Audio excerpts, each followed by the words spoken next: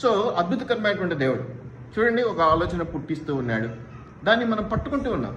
ఇది నాకు పుట్టిన ఆలోచన కాదు, ఇది దేవుడి ఆలోచన, కాబట్టి ఇది జరుగుతుంది అని నమ్ముతూ ఉన్నాం. చిన్న చిన్న విషయాలు, ఆ పెళ్ళి ఎప్పుడు ఉంటుంది, ఆడబిడ్డ మగబిడ్డ, లేకపోతే ఈ బిడ్డ పిల్లలు లేరు, పిల్లలు పుడతారమ్మా, ఇవన్నీ కూడా మనం సర్వసాధారణంగా అవి ఒక ఆశీర్వాదాలు. వాళ్ళకున్నటువంటి ఇబ్బందిని బట్టి, ఆర్థికంగా చిదిగి ఉన్నాడు, ఇబ్బంది లేదయ్యా నువ్వు బాగుపడతావు, మంచిగా అవుతావు, ఇది సహజంగా మనం ఇచ్చే పాజిటివ్ ఎనర్జీ. కాబట్టి దాన్ని పట్టుకొని, ఆశీర్వాదాన్ని పట్టుకొని, మనము ఆ ప్రామిస్ వాగ్దానాన్ని పట్టుకొని, ఇది నాది. బైబిల్లో అన్ని వాగ్దానాలే ఉన్నాయి, కానీ పట్టుకొని ఇది నాది అని బిగించుకుంటే కదా అది నాదవుతుంది. నువ్వు అన్నం చేసి పెట్టావు నా కోసం, బాగానే ఉంది, నీ ఇంట్లో నువ్వు పెట్టుకుని నాకు పిలిచి నా ముందు ప్లేట్లో పెట్టి అది ముద్ద నోటికి పోతే అది నాది. అంతవరకు నువ్వు నాకు ఎంత ప్రేమ పంచినా, నేను నీకు ఎంత ప్రేమను పంపించినా ఎవరిది వాళ్ళదే. కాబట్టి దేవుని విషయాల్లో కూడా అటువంటి ప్రేమను పంచేవారిగా ఉన్నప్పుడు దీవెన పంచే దేవుడిగా ఎక్కువగా ఉంటాడు. మనుషులమైనా సరే అదే పద్ధతి. దేవుని దగ్గరికి పోతే ఇంకొంచెం ఆకు పెరగాలి అంతే, ఇంకా పెంచాలి, అది తగ్గిస్తే కుదరదు, ఇంకొక పెంచు పెరగాలి. మనుషుల విషయంలోనే కొంత ప్రేమను పెంచుకుంటే వాళ్ళ నుంచి మనం ఏదైనా లాభాన్ని పంచుకుంటాం. అట్లాగా పనిని పంచుకుంటే లాభాన్ని పంచుకుంటాం, షేరింగ్ అండ్ కేరింగ్ అంటాం. అట్లాగా ఈ లోకము అనేది బహు గొప్పనేటువంటి రేస్ అంటే ఏమంటాం, పరుగు పందెం లాంటిది. ఈ జీవితం అనేది ఒక పరుగు పందెం లాంటిది. చాలామంది పరిగెడతాం, ఈ పరుగు పందెంలో పాల్గొంటాం. పాల్గొనేవారు అనేకులు, పిలువబడ్డవారు అనేకులు, కానీ ఏర్పరచబడ్డవారు కొందరే. దానికి నేను ఇంకొంచెం కలుపుతాను, ఏర్పరచబడ్డవారు కూడా అనేకులే, కానీ దాంట్లో ప్రత్యేకించుకునేవారు కొందరు. ఎందుకంటే ఈ పరుగు పందెంలో 50 మందో 100 మందో ఫిల్టర్ చేసి ఒక 10 మందికో 5 మందికో తీసుకొస్తారు. కానీ చివరిలో మళ్ళీ 5 మంది కూడా పెట్టి అంతలో నుంచి ఏదో ఫస్ట్ ప్రైజ్ తీస్తారు. అది మొట్టమొదటి ఫస్ట్ రన్నర్స్ కదా. మొదటి ప్రైజ్ ఒక 4గురికి ఇస్తారు కదా. మొదటి ప్రైజ్ అనేది ఒకరికే ఉంటుంది, ఒకటే ఉంటుంది. ఇక దేవుడు కనికరం కలగవాడు కాబట్టి సెకండ్ ప్రైజ్, థర్డ్ ప్రైజ్, ఇక కొంతమందిని పోగొట్టుకోకూడదు కాబట్టి కన్సోలేషన్ ప్రైజెస్ అంటారు. కన్సోలేషన్ ప్రైజెస్ కూడా ఎన్ని ఉంటాయి, ఒక 10 ఉంటాయి. ఏమంటే ఆయన నాకు ఇష్టం, ఏదో పాల్గొన్నాడు, ప్రోత్సహించి ఏదో పెన్ను పెన్సిల్ ఇచ్చి పంపిస్తే నెక్స్ట్ టైం కూడా వస్తాడు, అందుకోసం ఏమంటాం, వీళ్ళని కన్సోలేషన్ ప్రైజెస్ ఇస్తాం. అట్లా దేవుని దగ్గరగా కూడా ప్రథమ ఫలం ఉంటుంది, ద్వితీయ ఫలం ఉంటుంది, తృతీయ ఫలం ఉంటుంది, దాని తర్వాత కన్సోలేషన్ ప్రైజెస్ ఉంటాయి. సాధారణ విశ్వాసులు ఉంటారు, వారికి వచ్చేటువంటి ఆశీర్వాదాలు వేరేగా ఉంటాయి. ఎవరిని తోసివేసే దేవుడు వేరు కానే కాదు. కానీ నా వరకు నేనేమనుకుంటానంటే, పెన్సిల్ గిఫ్ట్, నా వరకు ఏదో ఈ పాపకో ఆ పాపకో ఈ పెన్సిల్ గిఫ్ట్ ఇస్ ఓకే, ఇది నాకు ఇస్తే నేను నాట్ ఓకే. నాకు ఒక 2-3 తులాల బ్రాస్లెట్, ఒక 10 గ్రాముల లేకపోతే 20 గ్రాముల చైన్ ఇస్తే కొంచెం పర్వాలేదు అనుకుంటా. ఎవరైనా అంతే కదా, కొంచెం గొప్పవి కావాలనుకుంటా. ఆ పాప కంటే ఏదో పెన్సిల్ అంటే అవి. కాబట్టి దేవుని నుంచి గొప్పవైనవి ఆశించాలి, ఆశించినవి గొప్పవైనవి పొందుకోవాలి. కాబట్టి రేసులో పాల్గొనడం, ఈ జీవిత ప్రయాణంలో పరుగు పందెంలో పాల్గొనడానికి అందరం అర్హులమే. పిలువబడ్డ వారు అందరం అర్హులమే, నమ్మావు అర్హుడవే. కానీ ఈ పరుగు పందెంలో రన్నరప్గా మిగలాలి, మొదటి బహుమతి పొందాలి అనుకుంటే కూడా మళ్ళీ దాంట్లో 10 మంది ఉంటారు, అంతా కుదరదు. నాకు కావాల్సింది ఏంది, ఎందుకు పాల్గొంటున్నా, చివరిలో పెన్సిల్ దొరికితే చాలనే, మొదటి ప్రైజ్ పెద్ద కప్పు కావాలనే. ఒకవేళ నువ్వు పెన్సిల్ కావాలనుకుంటే పాల్గొనకు, దానివల్ల అనవసరం, వేస్ట్ కాదు. నేను నా దేవుడు గొప్పవాడు, మహిమ కలిగినటువంటి వాడు, చాలా సాక్ష్యాలు ఉన్నాయని నేను గొప్పగా చెప్తాను. చెప్పటం కాదు, మన జీవితంలో వాటిని సాక్ష్యాలుగా ప్రకటించగలగాలి, చెప్పగలగాలి, చేసి చూపించగలగాలి.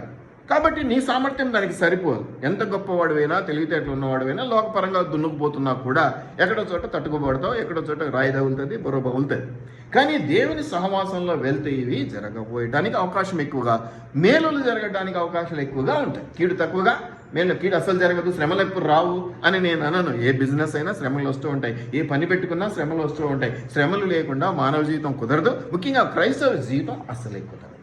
నా కాడు మొయ్యాలి, నా వెనక నడవాలి, సిలువనెత్తుకొని నన్ను వెంబడించాలి. కాబట్టి నాకు శ్రమలు లేకుండా సుదీర్ఘమైనటువంటి ప్రయాణం కుదరదు. ఖచ్చితంగా వేసుకున్న చెప్పులైనా గొరుగుతాయి, కనీసం ఏ రాళ్ళు తగిలి కింద పడిపోను, ఏ ముళ్ళో గుచ్చుకోకపోవచ్చు. కానీ ఎక్కువ దూరం చెప్పులు వేసుకొని నడుస్తూ అంటే ఆ చెప్పులైనా మనకి కాసింత వాత పెట్టే అవకాశం ఉన్నది. కాబట్టి వీటిని గమనించుకోవాలి. కాబట్టి నా యొక్క ఈరోజు అంశం ఏమిటంటే, life is a race, only runner wins. ఎవరైతే పాల్గొంటారో వాళ్ళందరూ గెలిచే అవకాశాలు తక్కువ. ఎవరైతే రన్నర్ అంటే మొదటివాడుగా ఉంటాడో వాడైతే ఖచ్చితంగా గెలుస్తాడు. ఎందుకంటే మొదటి ప్రైజ్ వాడికే కదా, వాడు గెలవడం అనేది ఏమన్నది కాదు. కాబట్టి ఈ పరుగు పందెములో ప్రయాణంలో ఎట్లా ఉండాలి, ఎట్లా పోటీ ఉంటుంది, ఎట్లా ఉంటుంది, దానికి సంబంధించిన ప్రాక్టీస్ ఉంటుంది, సిద్ధపాటు ఉంటుంది. వాళ్ళ నీళ్ళని చూసి పరిగెడతా ఉంటావు, అంతే కదా. చూసుకోవా, వాడు ఎట్టుపోతున్నాడు చూసుకో, ఇటు ఎట్టుపోతు చూసుకో, గుడ్డెత్తి చేలో పడ్డట్టు నీ అంతకు నువ్వు పోతుంటావు. చుట్టూ గమనించేది కూడా ఉంటుంది కదా, కొంచెం ప్రోత్సాహకరంగా ముందుకు వెళ్ళటం అవసరం. కాబట్టి ఇవన్నీ మనం చూసుకోవాలంటే కొరింథీ పత్రిక 1 కొరింథీల్లో 7వ అధ్యాయంలో 19 నుంచి 24 వచనాల్లో కొన్ని మాటలు నేను మీకు జ్ఞాపకం చేయాలని ఆశపడతా ఉన్నాను. మీరు గమనిస్తే 1 కొరింథీ పత్రికలో 19 నుంచి 24 వరకు ఉన్నటువంటి అంశాలను నేను ఈరోజు మీ ముందుకు తీసుకురావాలని ఆశపడతా ఉన్నాను. దేవుని ఆజ్ఞలను అనుసరించుటయి ముఖ్యము గాని నువ్వు ఎన్నన్నా చెయ్యి, ఏమన్నా చెయ్యి, ఎంత ప్రయాసం అన్నా పడు, చివరికి వచ్చేది ఏంటి? నా మాట విన్నావా అంతే. ఇంకా దేవుడు చెక్ చేసినా, నేను చెక్ చేసినా, నువ్వు చెక్ చేసినా అంతే. ఎవరినైనా ఇష్టపడ్డావు, ఏదైనా పని ఒప్పించావంటే విన్నావా లేదా? నువ్వు వినకుండా నువ్వు పక్కన పడేసేసి దాన్ని ప్రాక్టీస్ చేయకుండా దానికి అనుసరించినటువంటి రియాక్షన్ లేకుండా, ఇప్పుడే చెప్పాను కదా మనం కేరింగ్లో సాక్ష్యాలలో, ఒక మనిషిని ఒక పని అడిగితే నాకు ఆకలి అవుతుందని నేను తను ఎవరినైనా అడిగాను. ఇప్పుడు పావని వచ్చింది, పావని అడిగాను, నాకు ఆకలి అవుతుందని. ఎప్పుడు 3 నెలల తర్వాత 6 నెలల తర్వాత టైగర్ బిర్యానీ చేశానంటే నాకు వచ్చే ఉపయోగం ఏముంది? ఇప్పుడు నాకు ఆకలి అవుతుంది, పప్పన్నమో సద్యన్నమో ఏదో తిడుతుండో టిఫినో ఇప్పుడు పెట్టు, మొదటి నా ఆకలిని తెచ్చు. తర్వాత ఓకే, నేను కంఫర్ట్ జోన్లోకి వచ్చిన తర్వాత అప్పుడు బిర్యానీ చేసి పెడతావా, నీ ఇష్టం. అది మన ప్రేమను బట్టో దేవుని కృపను బట్టో మనకున్నంతలో సర్దుబాటు చేస్తాం. కాబట్టి నువ్వు రియాక్షన్, నువ్వు స్పందించడం అనేది దొంగలు పడ్డ 6 నెలలకి ఏదో అంటారు చూడు సామెత, అలా ఉండకూడదు. ఇమ్మీడియట్ యాక్షన్ ఉండాలి. ఇమీడియట్ యాక్షన్ ఎప్పుడైతే ఉంటుందో అప్పుడు నేను ఆశీర్వాదాలు పొందుకుంటావు. ఈ పరుగు పందెంలో ఇమీడియట్ యాక్షన్ లేకుండా గన్ పేల్చాడు లేదా సీటీ వేసాడు అనగానే ఒకడు కూర్చొని గీరుకుంటూ ఉన్నాడు అనుకోండి, వాడు ముందుకు పోయినట్టేనా? అందరూ ఒకే లెవెల్లో ఒకేసారి స్టార్ట్ అయిపోతారు కదా.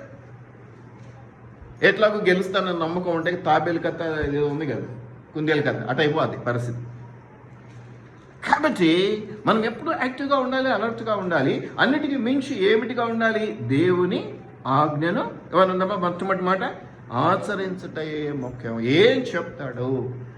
నీకు నచ్చింది చెప్పినా చేయాలి, నీకు నచ్చంది చెప్పినా చేయాలి, నీకు భారమైంది చెప్పినా చేయాలి, నీకు చులకన అంటే తేలికైంది చెప్పినా నువ్వు చేయాలి. ఇది నాకు కాదు, ఇది నేను చేయను అని నువ్వు సమయాన్ని పోగొట్టడం అనేది దేవుని మహిమను తృణీకరించటం. అది చెడ్డదైనా నీకు వరకు వచ్చేసరికి దాన్ని మంచి మహిమ కలిగిన ఆశీర్వాదకంగా మార్చిస్తాడు దేవుడు. దేవుని చేతిలో ఏది కూడా నీకు కీడుగా ఉండేది ఉండదు. మనుషులు ఇష్టపడితేనే కీడు జరగనిస్తావా అండి? అది ఏదన్నా కానీ కడుపులో పెట్టుకోమా, దాన్ని ఎంతకైనా మేలుకు మార్చిచ్చేదానికి ప్రయత్నం చేయమా? మరి మానవ స్వభావమే ఇప్పుడు ఉంది కదా, తండ్రి తాడును అడిగితే పామునిస్తున్నా అనే మాట లేదు. కాబట్టి ఒక మామూలు శరీరతగా ఉన్న వాళ్ళమే మనం ఇష్టపడితే తాడు అడిగితే పాము ఇచ్చి ఆడుకోపో అంటామా? అనలేము కదా. అట్లాగా దేవుడు ఇంకా ఎక్కువగా కేర్ తీసుకుంటాడు. నీ దృష్టికి అది చెడ్డ, నీ దృష్టికి అది చులకన, నీ దృష్టికి అది సమయం పోగొడుతున్నావు. నువ్వు ఎంతగా పోగొడుతున్నావో అంతగా శాపంలోనికి నేను నువ్వే తీసుకువెళ్తున్నావు. కాబట్టి ఏం చేయాలి? ఇమ్మీడియట్గా ముఖ్యం, ఆజ్ఞ ముఖ్యం, ఆజ్ఞను పాటించడం ముఖ్యం, మాట వినడం ముఖ్యం. దాని తర్వాత ఏమంటాడంటే సున్నతి పొందుటైనను ఏమీ లేదు, సున్నతి పైనంతా దాని వివరణ ఉంది. దీన్ని ఒక మాటలో మీకు అర్థమయ్యేటట్టు చెప్పాలి అంటే ఆచార వ్యవహారాల ఎందు ఏమీ లేదు. ఏం తింటున్నావు, ఏం తాగుతున్నావు, ఎక్కడ పడుకున్నావు, ఏ బట్టలు కట్టుకున్నావు, నువ్వు తెల్ల బట్టలు కట్టుకొని వస్తున్నావా, నల్ల బట్టలు కట్టుకున్నావా, నువ్వు చర్చికి పూలు పెట్టుకొని వస్తున్నావా, పూలు పెట్టుకోకుండా వస్తున్నావా, నువ్వు ఖరీదైన డ్రెస్ తీసుకొని వస్తున్నావా, ఖరీదైన డ్రెస్ వేసుకోకుండా వస్తున్నావా. ఈ సున్నతి అనేది ఒక ఆచారం, ఇజ్రాయేల్లో ఉన్నటువంటి ఆచారం. 8వ దినాన సున్నతి చేసుకుంటారు వాళ్ళు. అయితే ఇక్కడ నూతన నిబంధనలో ప్రభు ఏమంటున్నాడంటే ఓకే, ఆచారం పాటిస్తే పాటించలేకపోతే దాని యందు ఏమీ లేదు, పద్ధతుల్లో ఏమీ లేదు, నీ మనసులో ఉంది, నువ్వు చేసే విధానంలో ఉంది. నువ్వు దేవుని కొరకు ఏం చేయాలి, నా కొరకు ఏం చేయాలి, సంఘం కొరకు ఏం చేయాలి, తోటి మనిషి కొరకు ఏం చేయాలి, ఇది ఉండాలి. నువ్వు ఎప్పుడో ఏదో చేస్తా, నాకు చాలా ఆశ ఉందండి, ఎప్పటి నుంచో నీకు ఏదో చేసి పెట్టాలని ఉందని అంటుంటారు కొంతమంది పాస్టర్లు ఇళ్ళకి పోయినప్పుడు. ఇప్పుడు వచ్చినావు కదమ్మా మంచినీళ్ళు అంటే అప్పుడు గంట అయింటే మేము కూర్చొని మంచినీళ్ళు కూడా ఇచ్చిండారు. అప్పుడు అంటాం అనమాట, సరేలేమ్మా మళ్ళీ పెడదు, ముందు మంచినీళ్ళు ఉన్నాయమ్మా, అందులో ఎక్కడెక్కడో తిరిగి మాట్లాడి నోరెండుకు పోతూ ఉంటుంది కదా. ఇది కుదరదు. ఈ మాట తీరు, ఈ కడుపులో లేని ప్రేమ నటన, ఈ పెదవులతో చూపించిన నటన దేవుడు ఇష్టపడ్డాడు. కాబట్టి ఏమంటాడంటే ఆజ్ఞ ముఖ్యం, ఆజ్ఞను పాటించడం ముఖ్యం, ఆచార వ్యవహారాలు కాదు. అలాగని అన్ని పెట్టే వాళ్ళంతా మంచి వాళ్ళని నేను అనడంలా, ఏమి పెట్టని వాళ్ళంతా చెడ్డ వాళ్ళు అనేది కాదు. ఎంతో మంది ప్రేమ కలిగిన వాళ్ళు ఉన్నారు. కొంతమంది దగ్గరికి వెళ్ళినప్పుడు వాళ్ళ ప్రేమను చూసి వాళ్ళని ఇబ్బంది పెట్టబుద్ధి కాదు. మనుషులు కూడా మేము అడగం, వద్దులేమ్మా ఎందుకు శ్రమ అనేస్తాం, టీ పెడుతున్నా అక్కడ వద్దమ్మా ఎందుకు టైం వేస్ట్ పెట్టకండి.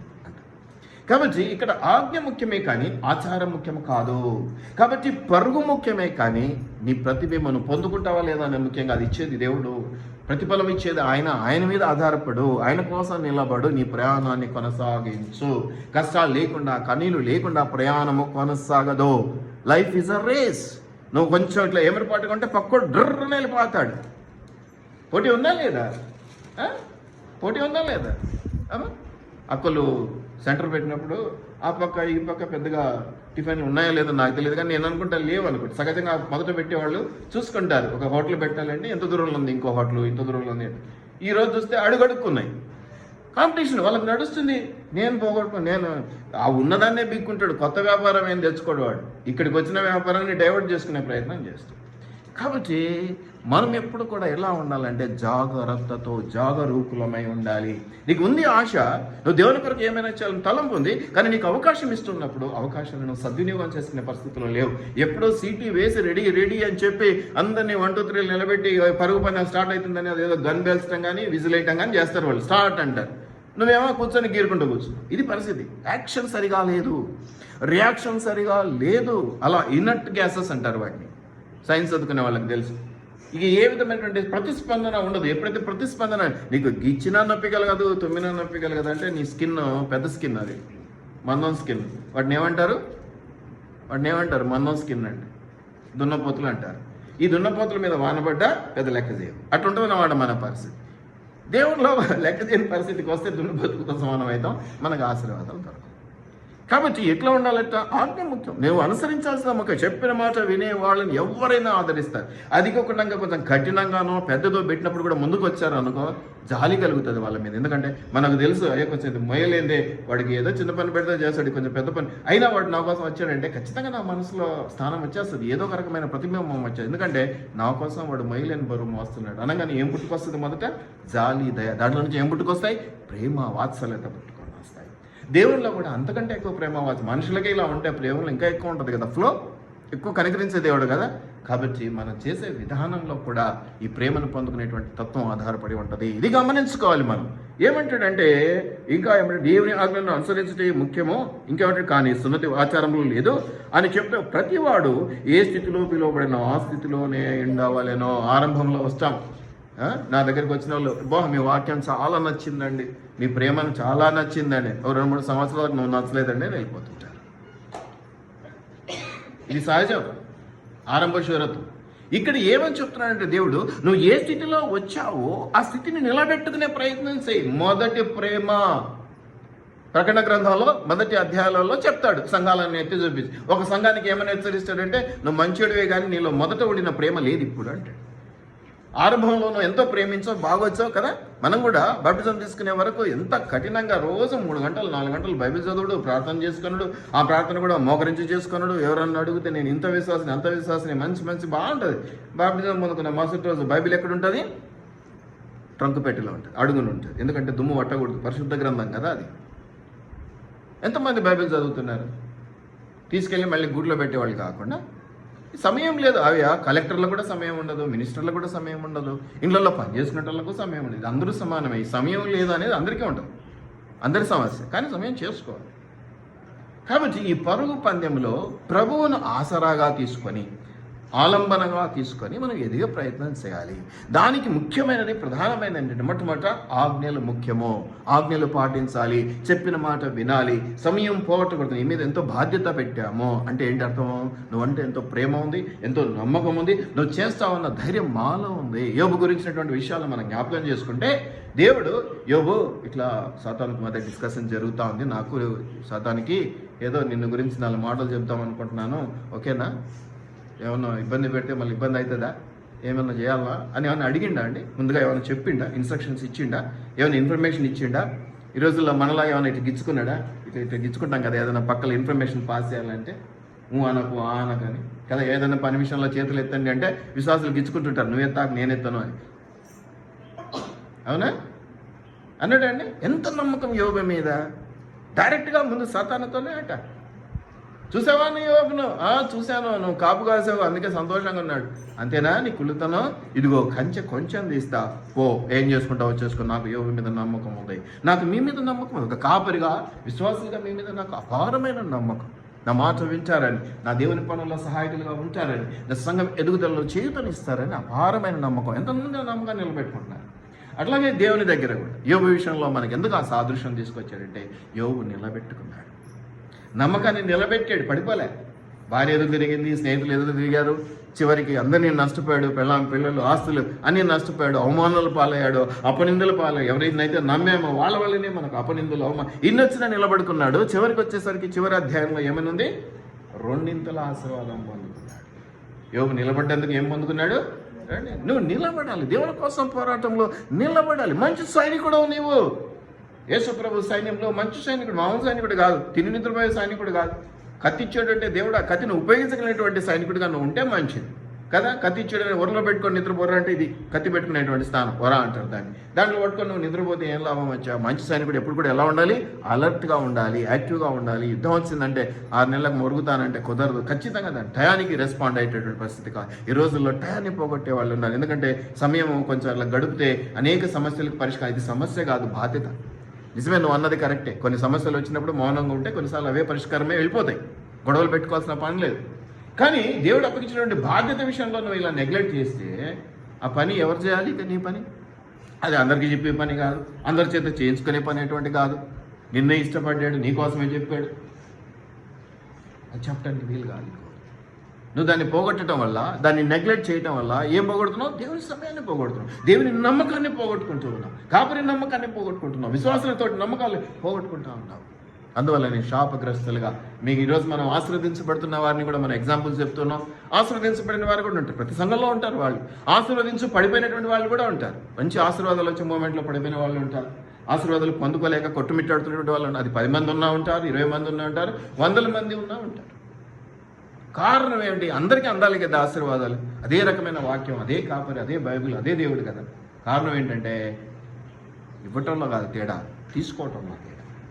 కొంతమంది బాధ్యతతో తీసుకుంటారు, కొంతమంది నమ్మకంతో తీసుకుంటారు, కొంతమంది ప్రేమతో తీసుకుంటారు, కొంతమంది ఏదైనా సరే నేను చేయాలి అన్న తత్వంతో తీసుకుంటారు. వారి తత్వాన్ని బట్టి, రిసీవింగ్ విధానాన్ని బట్టి వారి ఆశీర్వాదం ఆధారపడి ఈరోజు చిన్న బిడ్డ 22 సంవత్సరాల బిడ్డ లెవెల్లో ఎదుగుతూ ఒక్కొక్క స్టెప్ అప్పు చేసే వారి దగ్గర నుంచి అప్పిచ్చువారుగా మార్చబడడం ఎంత ఈజీనా అండి? ఎంత ఈజీనా? ఈ జీవిత పోరాటం, ఈ జీవిత ప్రయాణం ఎంత కష్టం అండి. వీళ్ళ గురించి ఎప్పుడు మాట్లాడతాను నేను, ఎప్పుడు మాట్లాడుతున్నాను, ఎవరితో ఎక్కువ మాట్లాడు, వీళ్ళ దగ్గర వెళ్తే ఎప్పుడు మాట్లాడు. ఏమంటే భార్యాభర్త ఇద్దరు 24 గంటలు కష్టపడుతూ ఉంటారు.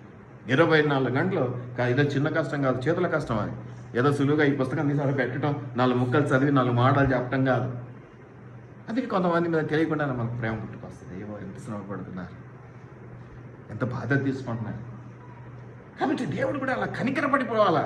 అలాగే దయాగుణంలో ఉంది, ఆయనకు ఆల్రెడీ దయ ఉంది. ఇంకా ఎక్కువగా దయాగుణం ద్వారా నిన్ను ఆశీర్వదించే పరిస్థితి రావాలి. ఈరోజు మనం ఏదైనా కొన్ని మాటలు అనగానే జరుగుతున్నాయంటే అది మన గొప్పతనం ఏమీ లేదండి, మన గొప్పతనం ఏం లేదు. మనం ఏదో నోటి పరిశుద్ధతతో చెప్తే, వాక్ శక్తితో చెప్తే జరుగుతున్నవేవి కాదు. వాక్కు దేవుని వాక్ అయి ఉండడం వల్ల వచ్చే ఆ నెరవేర్పది. మనుషులతో జరిగేవి అవి ఏవీ లేవు, దేవుని వల్ల కార్యాలు జరుగుతూ ఉన్నాయి. కాబట్టి ఏ కార్యాన్ని అయితే నువ్వు నెగ్లెక్ట్ చేస్తున్నావో, ఏ కార్యాన్ని అయితే ఆలస్యం చేస్తున్నావో, ఆ పరుగు పందెంలో నువ్వు ఓడిపోయే పరిస్థితి నువ్వు కొని తెచ్చుకుంటూ ఉన్నావు. అంటే ఆశీర్వాదాలు పోగొట్టుకునే పరిస్థితి తెచ్చుకుంటున్నావు. ఇంకా నువ్వు ఈరోజు కీర్తనలో చదివితే ఆశీర్వాదాలు రాకపోవటమే కాదు, ఏమన్నాడు? ఉగ్రత చూపించు అప్పుడు వచ్చి నువ్వు బతిమాలుకొని ఏమని ఉందమ్మా ఒకసారి చదువుతారు. ఈరోజు కీర్తనలో మనం లాస్ట్లో చదివింది మళ్ళీ వచ్చి సారీ నేను అప్పుడు అడిగితే ఏం పలకలేదు, ఇదిగో ఆలస్యమైంది, ఇప్పుడు ఇది ఇస్తా, నువ్వు అడిగిన దానికంటే 200 ఇస్తా, 300 ఇస్తా అంటే ఏమంటున్నాడమ్మా దేవుడు? లక్ష్య పెట్టడు. నేను అడిగినప్పుడు నువ్వు చేయాలి, నువ్వు ఇచ్చినప్పుడు నేను తీసుకోవడానికి కాదు, నేను అడిగినప్పుడు నువ్వు ఇవ్వాలి. అది దేవుని మహిమపరచటం, ఒక వ్యక్తిని మహిమపరచటం కదా. ఎప్పుడో ఇస్తాను, ఎప్పుడో చేస్తానంటే జరిగేటివి కాదు. అంతేకాదు ఉగ్రత అంటాడు. ఏమంటాడమ్మా ఉగ్రత? నువ్వు తర్వాత వచ్చి నువ్వు అప్పుడు అడిగింది ఇంత, నేను ఇంత ఇస్తున్నప్పుడు తీసుకో అంటే ఒప్పుకోడు దేవుడు. దేవుడే కాదు, నేను కూడా ఒప్పుకోను. నాకు ఇప్పుడు అవసరం, నాకు ఇప్పుడు ఆకలి అయితే ఏదో ఒకటి పెట్టేసుకో, రొట్టె ఎండిపోయిన రొక్కెం కొట్టి పెట్టు, నాకు చాలు. ఇప్పుడు నాకు ఉన్నటువంటిది అది ఆకలి. అతి ఆకలికి మీరు స్పందించకుండా ఏదో 6 నెలల తర్వాత, సంవత్సరం తర్వాత నేను బిర్యానీ చేసి పెడతానంటే లాభమేమో, దానివల్ల ఉపయోగమేమీ లేదు. కాబట్టి ఆ ఉగ్రత రాకముందుకే తల ఉంచుకొని ఎస్ బాస్ అనడం మనకు దీవెనకరం. అది ఏదైనప్పటికీ కూడా దేవుని కొరకు అనేది మనం దృష్టిలో పెట్టుకోవడం. ఏది చేసినా అది దేవుని కొరకు, ఏది చేసినా అది నీకు కష్టం కావచ్చు, నీకు ఇబ్బంది కావచ్చు, కానీ అది నీకు ఆశీర్వాదమే కదా. ఇప్పుడు పిల్లల గురించి, వాడి జ్వరాల గురించి మాట్లాడుతున్నాం. ఈ రోజుల్లో అన్నీ కొంచెం స్వీట్ తీయగా ఉన్నాయి కదమ్మా. సిరప్లు క్రోసిన్ తీయగానే ఉంటుంది, దగ్గు జలుబు తీయగానే ఉంటుంది, ఎప్పుడు చేదువు ఏం పడ్డంలా.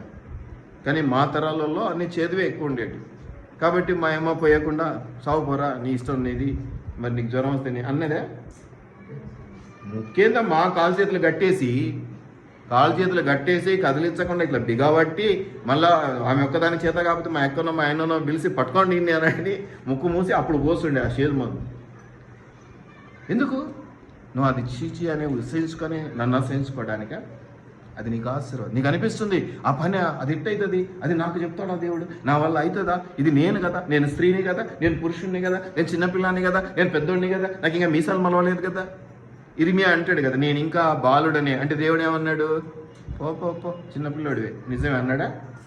నోరు మూసుకొని వచ్చేసాడు. మోషే ఏమన్నాడు? నాకు కొంచెం నత్తుంది, నా వల్ల కాదంటే సరే మోషే పో, పర్వాలేదు పో, నేను ఇంకో అన్నాడా?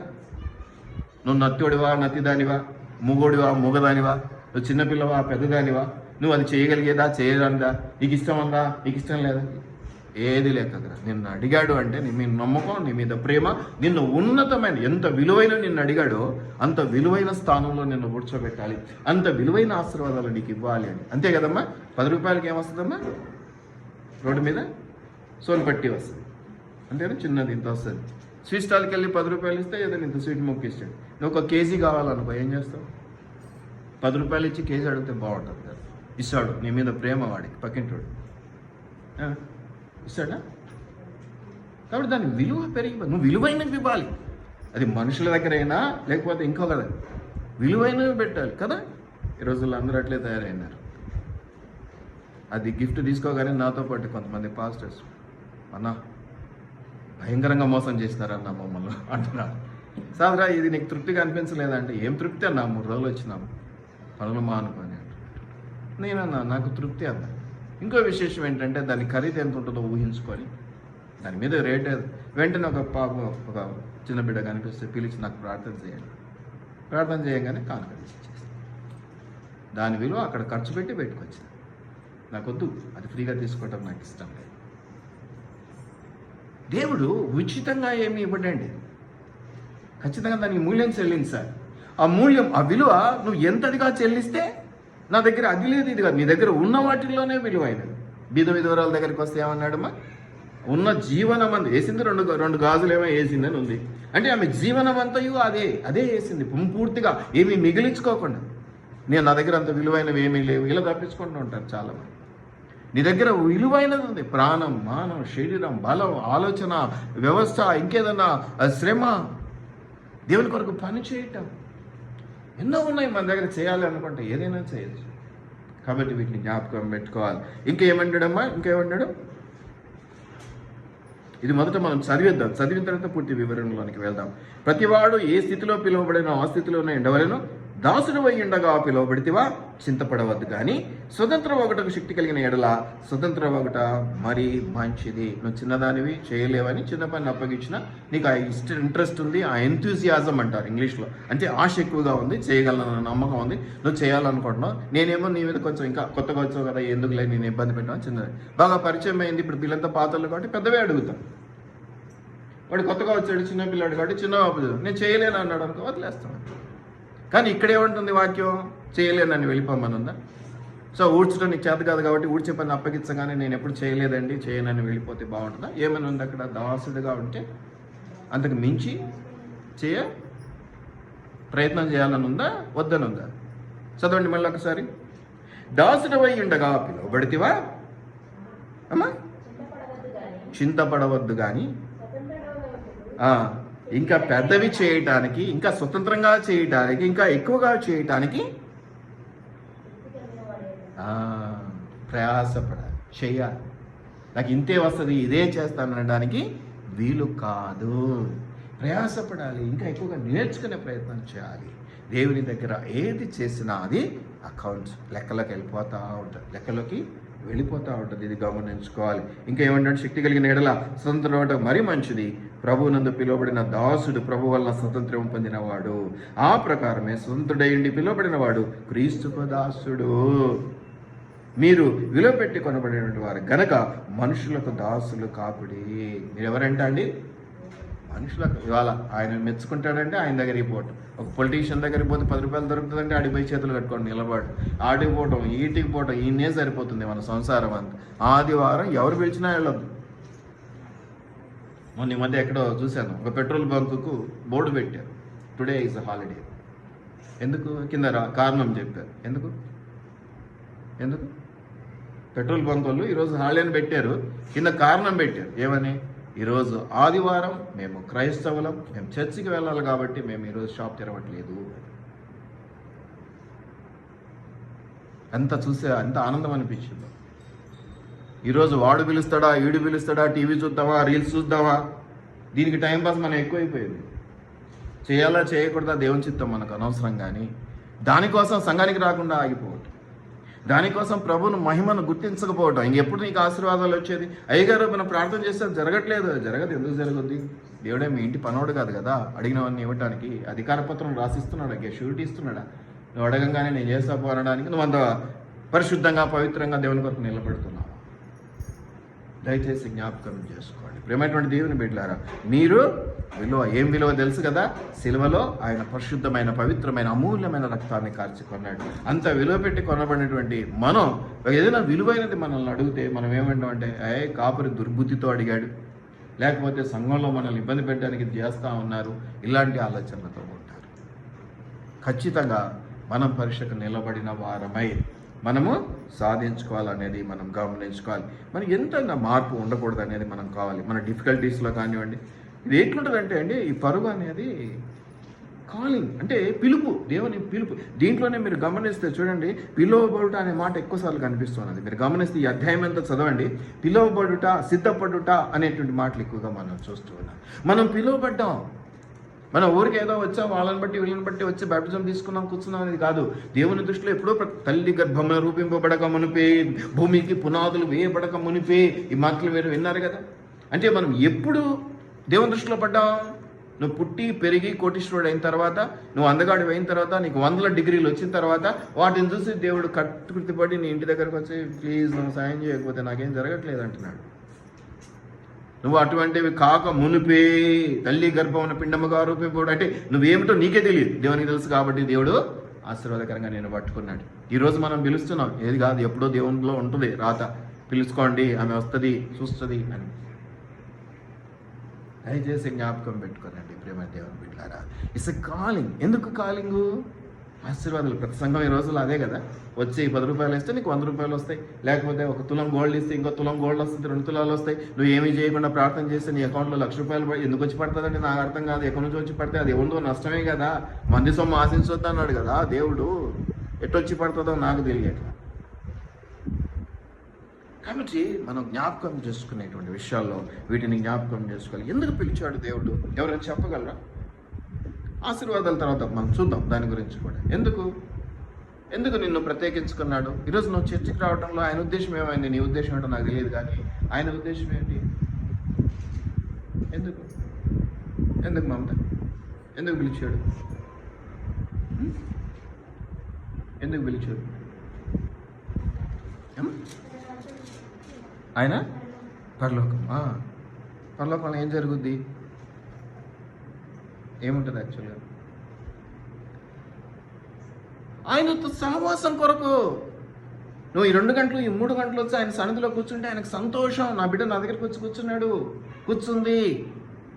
ఈ 2 గంటలకు రండి అని ప్రాధేయపడితే మా సంతోషం కోసం, మా సుఖం కోసం మీరు ఇచ్చే 10 రూపాయలు కాను కోసం కాదు. ఆయన సంతోషపడతాడు. ఆయన సంతోషపడితే మీకు దీవెన వస్తుంది. టు లివ్ విత్ గాడ్, దేవునితో జీవించట కొరకు. ఇంకా సహవాసం కూడా కాదు. సహవాసం అంటే అప్పుడప్పుడు ఫ్రెండ్షిప్ లాగా. ఈ జీవితం అంటే ఏంటి? ఎంతున్నా మళ్ళీ ఆడికే వెళ్ళాలి. ఆయనే మనకు సర్వస్వం. ఆయనతో జీవితాన్ని పంచుకోవడం కోసం నేను ఎందుకు ప్రత్యేకించుకున్నాడు అంటే, ఆయనతో జీవితాన్ని పంచుకుంటే ఇంకా ఆటోమేటిక్గా వస్తాయి ఆశీర్వాదాలు. నువ్వు ప్రత్యేకంగా అడగొద్దులేదు కదా. మన పిల్లలు బొట్టు పెట్టి మనల్ని అడగాలంటే ప్రతిసారి ఇది కష్టం అలా ఇదని కొన్నిసార్లు మనకు తెలియకుండా ఉంటుందా? పిల్లల కష్టం, వాళ్ళ మూతులు చూస్తే, వాళ్ళ మొఖాలు చూస్తే, వాళ్ళు ఏడు మొఖాలు చూస్తే మనకు తెలియదా ఏ కష్టం ఉంది, ఏ నిష్ఠూరం ఉంది. కాబట్టి మొదట ఆయనతో కలిసి జీవించటానికి ఈ యొక్క బ్రతుకు ప్రయాణములో, ఈ రేస్లో నీకు ఈ పక్క ఆ పక్క పోటీదారులు కనిపిస్తున్నారు. నేనేమంటున్నానంటే, నీ ముందు వెనక పైన కింద పరిశుద్ధాత్మ దేవుడు నీకు తోడైండి పరిగెత్తిస్తున్నాడు, నడిపిస్తున్నాడని కూడా నేను అన్నాను. పరిగెత్తిస్తున్నాడు. ఎందుకంటే నువ్వు మొదట రావాలి. ఎంత 5 మంది కొడుకులున్నా, 5 మంది కొడుకులున్నా, పిల్లలున్నా, కొడుకులు అంటే మళ్ళీ పిల్లలు ఎవరో ఒకరు, మొత్తానికి 5 మంది ఉన్నా పెద్దోడి మీదనో, నడిపోడి మీదనో, చిన్నోడి మీదనో పిసరంత ఎక్కువ ఉంటుంది ప్రేమ కదా. ఇద్దరు ఉన్నారు, నీకు పవన్ అంటే చాలా ఎక్కువ ఇష్టం, అవునా? అట్లాగే 5 వేళ్ళు ఒకలా లేవు అంటారు కదా. అట్లాగే 12 మంది శిష్యులు ఉన్నారు, అయినా కూడా యేసు ప్రభువుకి ఎవరి ఇష్టం? కొంచెం. ఎప్పుడు ఎవరిని కలవరించేటాడు, ఎవరిని పిలిచేటాడు? అతి ప్రియుడు యోహాను లేండి, నా రొమ్మను ఆనుకొని ఉన్నాడు.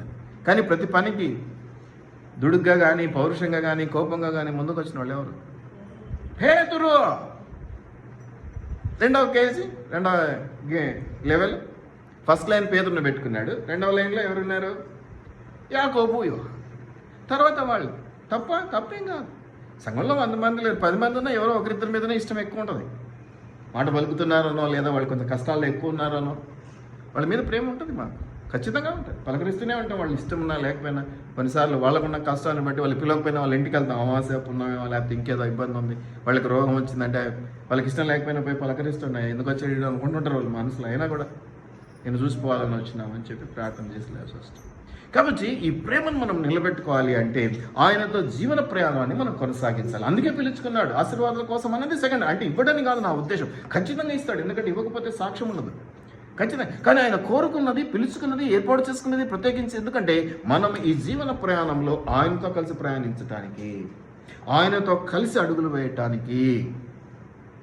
దీంట్లో మనం చాలా వరకు ఏంటంటే మన జీవితాలు చూసుకుంటూ ఉన్నాం.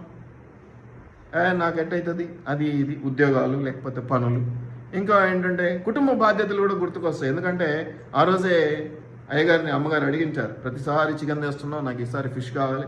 మరి ఫిష్ అంటే నాకు కడగడం రాదు, ఒక 2-3 కేజీలు తెచ్చి కడిగించిపో చర్చికి అని. పాపం ఆయన ఒక చేప అంటే కడిగితే చర్చి టైంకి వస్తాడు, 2-3 కేజీలు అనేసరికి అన్ని చేపలు కడగాలంటే ఎంత టైం అవుతుంది? చివరిలో ఆమెన్ టైంలో వస్తాడు. ఎందుకంటే ఆశీర్వాదాలు ఆమెన్ చెప్పినా సరిపోతే వస్తాయనుకుంటాడు, రావు. 3 గంటల పరీక్ష నువ్వు 10 నిమిషాలు రాస్తానంటే 10 మార్కులే వస్తాయి. 3 గంటల పరీక్ష నువ్వు 3 గంటలు రాస్తే ఏమైనా 100కు 100 కూడా వచ్చే అవకాశం ఉంటుంది, 99, 90 వచ్చే అవకాశం కూడా ఉంటుంది. నువ్వు వచ్చిందే 10 నిమిషాలు. అందుకే ఎంసెట్ లెవెల్లో పెడతారు. ఎంసెట్ లెవెల్లో ఎట్లుంటుందమ్మా? గ్రూప్ 1 కానీ ఎంసెట్ కానీ 1 నిమిషం లేట్ అయినా, ఈ గిఫ్ట్లకు కూడా లాస్ట్లో వచ్చినారు, ఒక 3-4 తిట్టిన బుద్ధి ఉందా లేదా? మీరేం పాస్టర్స్ లేట్గా వచ్చినారు, ఇట్లా ఉన్నాం లోకంలో, ఇలా బతుకుతున్నాం. తప్పది. ఒకళ్ళిద్దరు వల్ల నిలబడాలా, ఆ నిలబడడానికి పుట్టగతులు లేకుండా అయిపోతాయి. అంటే ఎవరు పట్టించుకోరు, కోపగించుకుంటూనే ఉంటారు. ఎందుకంటే ఇట్లా మాటలు ఎవరు సైన్స్ లేడు కదా. దయచేసి జ్ఞాపకం పెట్టుకోండి, మనం దేవుని దృష్టిలో మంచివారుగా నిలబడే ప్రయత్నం చేయాలి. మనుషుల దృష్టిలో కుదరదు, వీలు కాదు. ఎప్పటికీ ఏది పెట్టినా, ఎంత పెట్టినా ఏదో ఒక రీతిలో ఎప్పుడొకసారి నిన్ను అనేటువంటి మాట, అవమానమో లేకపోతే నిందనో ఏదో ఒకటి వస్తుంది. బట్ దేవుడు మాత్రం కనికరించేటువంటి దేవుడు, ఖచ్చితంగా సహాయం చేసేటువంటి వాడు. ఈ కుటుంబ బాధ్యతలు, మన సొంత పనులు కదా. పాపం ఎన్నెళ్ళేంది ఆఫీసరు ఈరోజే డ్యూటీకి పిలుస్తాడు. పాపం నర్సులకైతే ఆదివారాలు ఎక్స్ట్రా డ్యూటీలు పడతాయి, ఎందుకంటే రిలీవర్ రారు, కంటిన్యూ అయిపోతాం. ఇంకా ఇరుగు పొరుగు, అన్న ఈరోజు పండుగ పెట్టుకున్నాం, మా దగ్గర భోజనానికి రావాలంటే బంధుత్వాలు పోగొట్టుకోలేము, పోతాం. అది ఇప్పుడు ఈరోజు పెళ్ళికి పోయినావాడు కదా, మంచి వాళ్ళు పోతాం, తప్పులేదు, ఇంక మనం ఏం చేయలేము, బంధుత్వాలు పోగొట్టుకోకూడదు కదా. కానీ వాళ్ళైతే మంచి భరోసా ఇస్తారు, ఎందుకంటే మేము ఆడైనా చర్చికి పోతాం అంటారు. ఇంకా ఏమనలేడు కాపరి, మేము ఆడైనా పోతాం చర్చికి అంటే వాళ్ళ భక్తి గొప్పది కదా, ఏం చేయలేము, అంతే కదా. కాబట్టి కాంప్రమైజ్ అయిపోతాడు కాపరి. పోనీలే ఆయన ఒకసారి పోతున్నారు, ఇవి పోనీ మనం ఏం చేస్తాం అనేసి. కాబట్టి గుర్తుపెట్టుకోవాలి, any difficulty, any type of circumstances, ఎటువంటి క్రిటికల్ పొజిషన్స్లో ఉన్నప్పటికీ కూడా, ఎనీ డిఫికల్టీ, ఎటువంటి కష్టంలో ఉన్నప్పటికీ కూడా ఈ దేవునితో నడవటం, దేవునితో జీవిత సాంగత్యం చేయడం అనేది వదిలిపెట్టకూడదు. అలా వదిలిపెట్టని రోజున నువ్వు దీవించబడతావు, అలా వదిలిపెట్టిన రోజున నువ్వు శపించబడతావు. ఈవెన్ ఏమీ జరగదని అనుకోకు, ఇప్పటికిప్పుడు ఏమి జరగలేదు, దొంగ వచ్చినట్టుగా అకస్మాత్తుగా నీ మీద ఆపద పడుతుంది. ఇది వాక్యంలో ఉంది, నేను చెప్పడానికి పొద్దున్న చదువుకున్న వాక్యంలోనే ఉంది. కాబట్టి నువ్వేమనుకున్నావు, ఏం జరగట్లేదు, నేను ఆ పని చేస్తే కాబట్టి ఇది తప్పు కాదు, మనం చేద్దాం.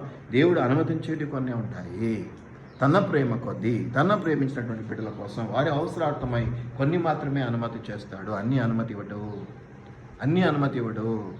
నేను వాంతో ఉన్నంత క్లోజ్గా వీళ్ళతో ఉండలేను, ఎందుకంటే కొంతమంది కొన్ని లిమిట్స్తోనే దేవుడు వాళ్ళని దగ్గర చేస్తాడు. అవి చేయకపోతే దానివల్ల నష్టం, దేవుని పని లేట్ అవ్వటం, దేవునికి మహిమ కలగకపోవటం, దానివల్ల శాపగ్రస్తమైన పరిస్థితులు మనం కొని తెచ్చుకుంటూ ఉంటాం. కాబట్టి ఇవి చేస్తాయి. ఇక ఏదైనా కానీ మళ్ళీ సంఘాలు, ఇక ఈ సంఘానికి వస్తే కూడా చాలు అనుకుంటాం కదా. చాలా సంఘాలలో ఈరోజు మనం చూస్తున్నాం పెత్తనాల కోసం, పదవుల కోసం కూడా పడేటువంటి పరిస్థితులు. ఈవెన్ భోజనాల కోసం కూడా ప్రతి ఆదివారం భోజనం ఉంటేనే వెళ్తాం అనేటువంటి సభ్యులు ఉన్నారు కదా, సంఘాలు ఉన్నాయి. మళ్ళీ ఆ భోజనంలో చికెన్ పెట్టారా, మటన్ పెట్టాలా, నాకు గొంగర పచ్చడి అయితే బాగుంటుంది అనే వాళ్ళు ఉన్నారు, అలా పెడితేనే వస్తాం అనే వాళ్ళు ఉన్నారు. ప్రతి ఆదివారం ముక్కలు మన అంతే పూరేళ్ళు తిని మొత్తం చెవులో ముక్కుల నుంచి వచ్చేసింది ఇజ్రాయేలీలకి పూరేళ్ళు కురిసినప్పుడు. అంత తిన్నా మళ్ళీ మామూలే, కడుపు చెడ్డది కాదు, ఏం చేస్తాం.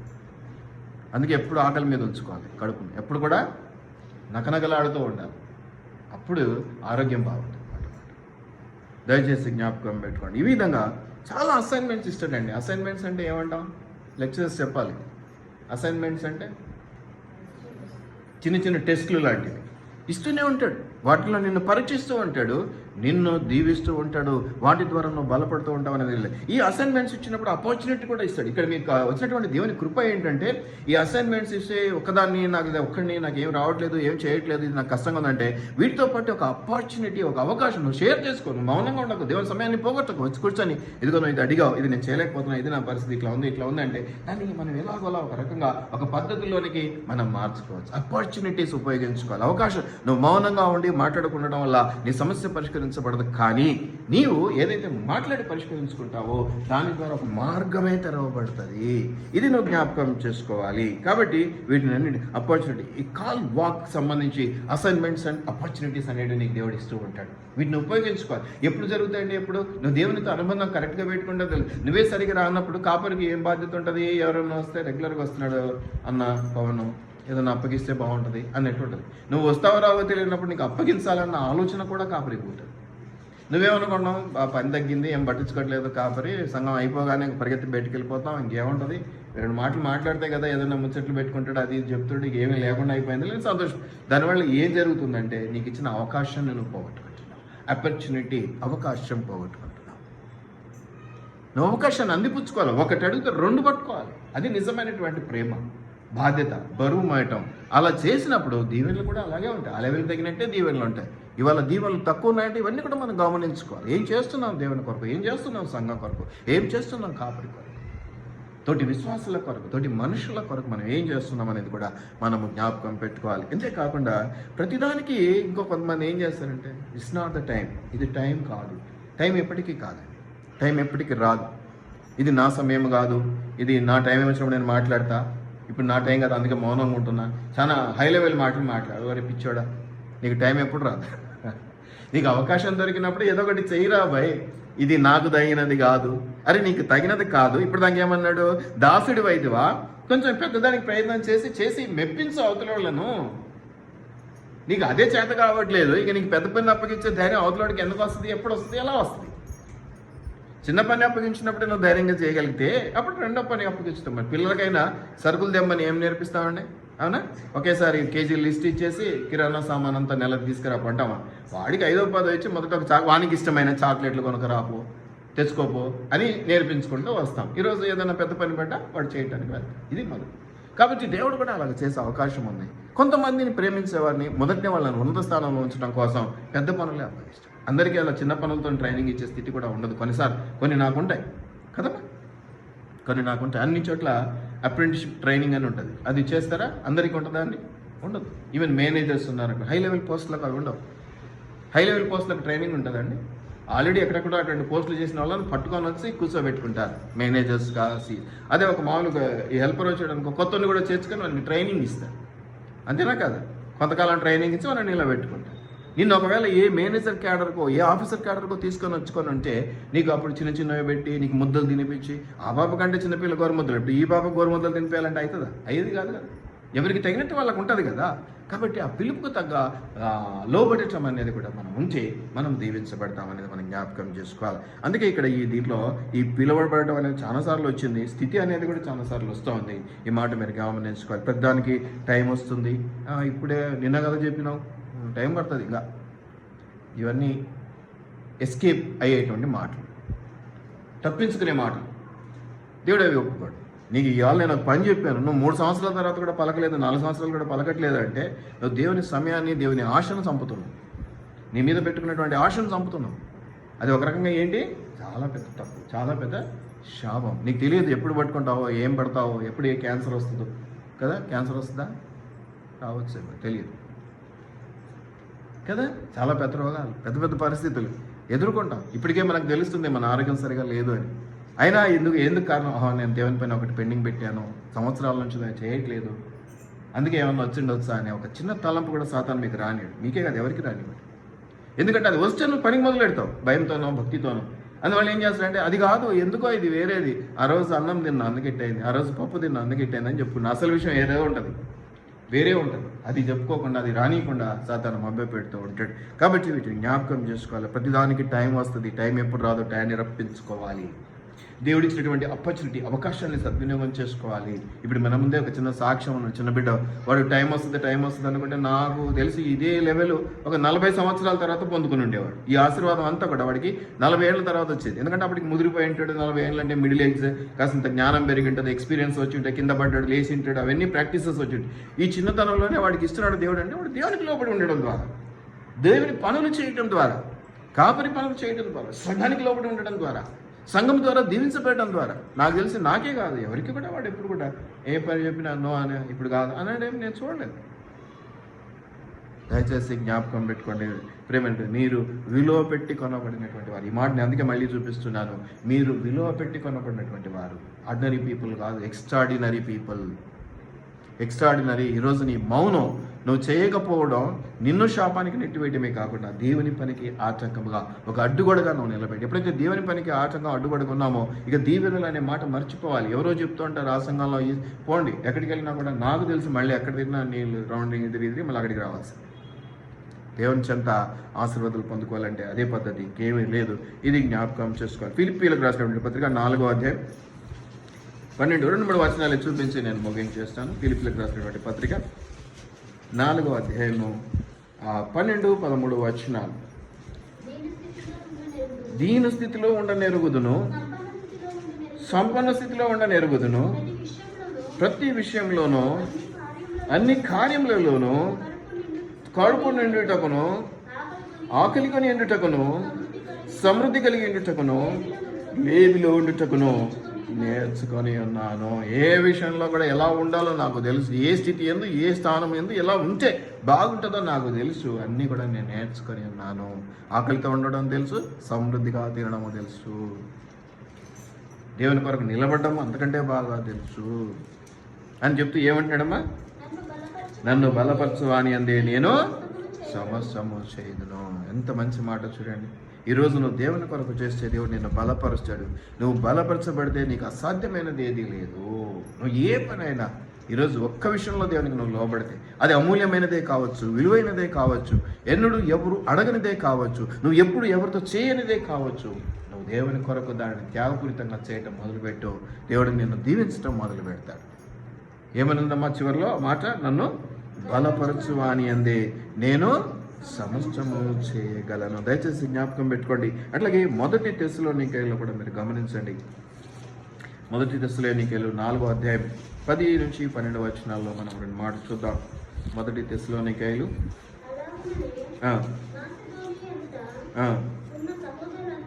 అందరినీ మీరు ప్రేమించుచున్నారు. సహోదరులారా, మీరు ప్రేమయందు అభివృద్ధి నందుచుండవలెననియు సంఘమునకు వెలుపటి వారి ఎడల మర్యాదగా నడుచుకొనొచ్చు మీకేమీ కొదవ లేకుండానట్లు మేము మీకు ఆజ్ఞాపించిన ప్రకారము మీరు పరుల జోలికి పోక మీ సొంత కార్యములను జరుపుకొనుట ఉండవలెననియు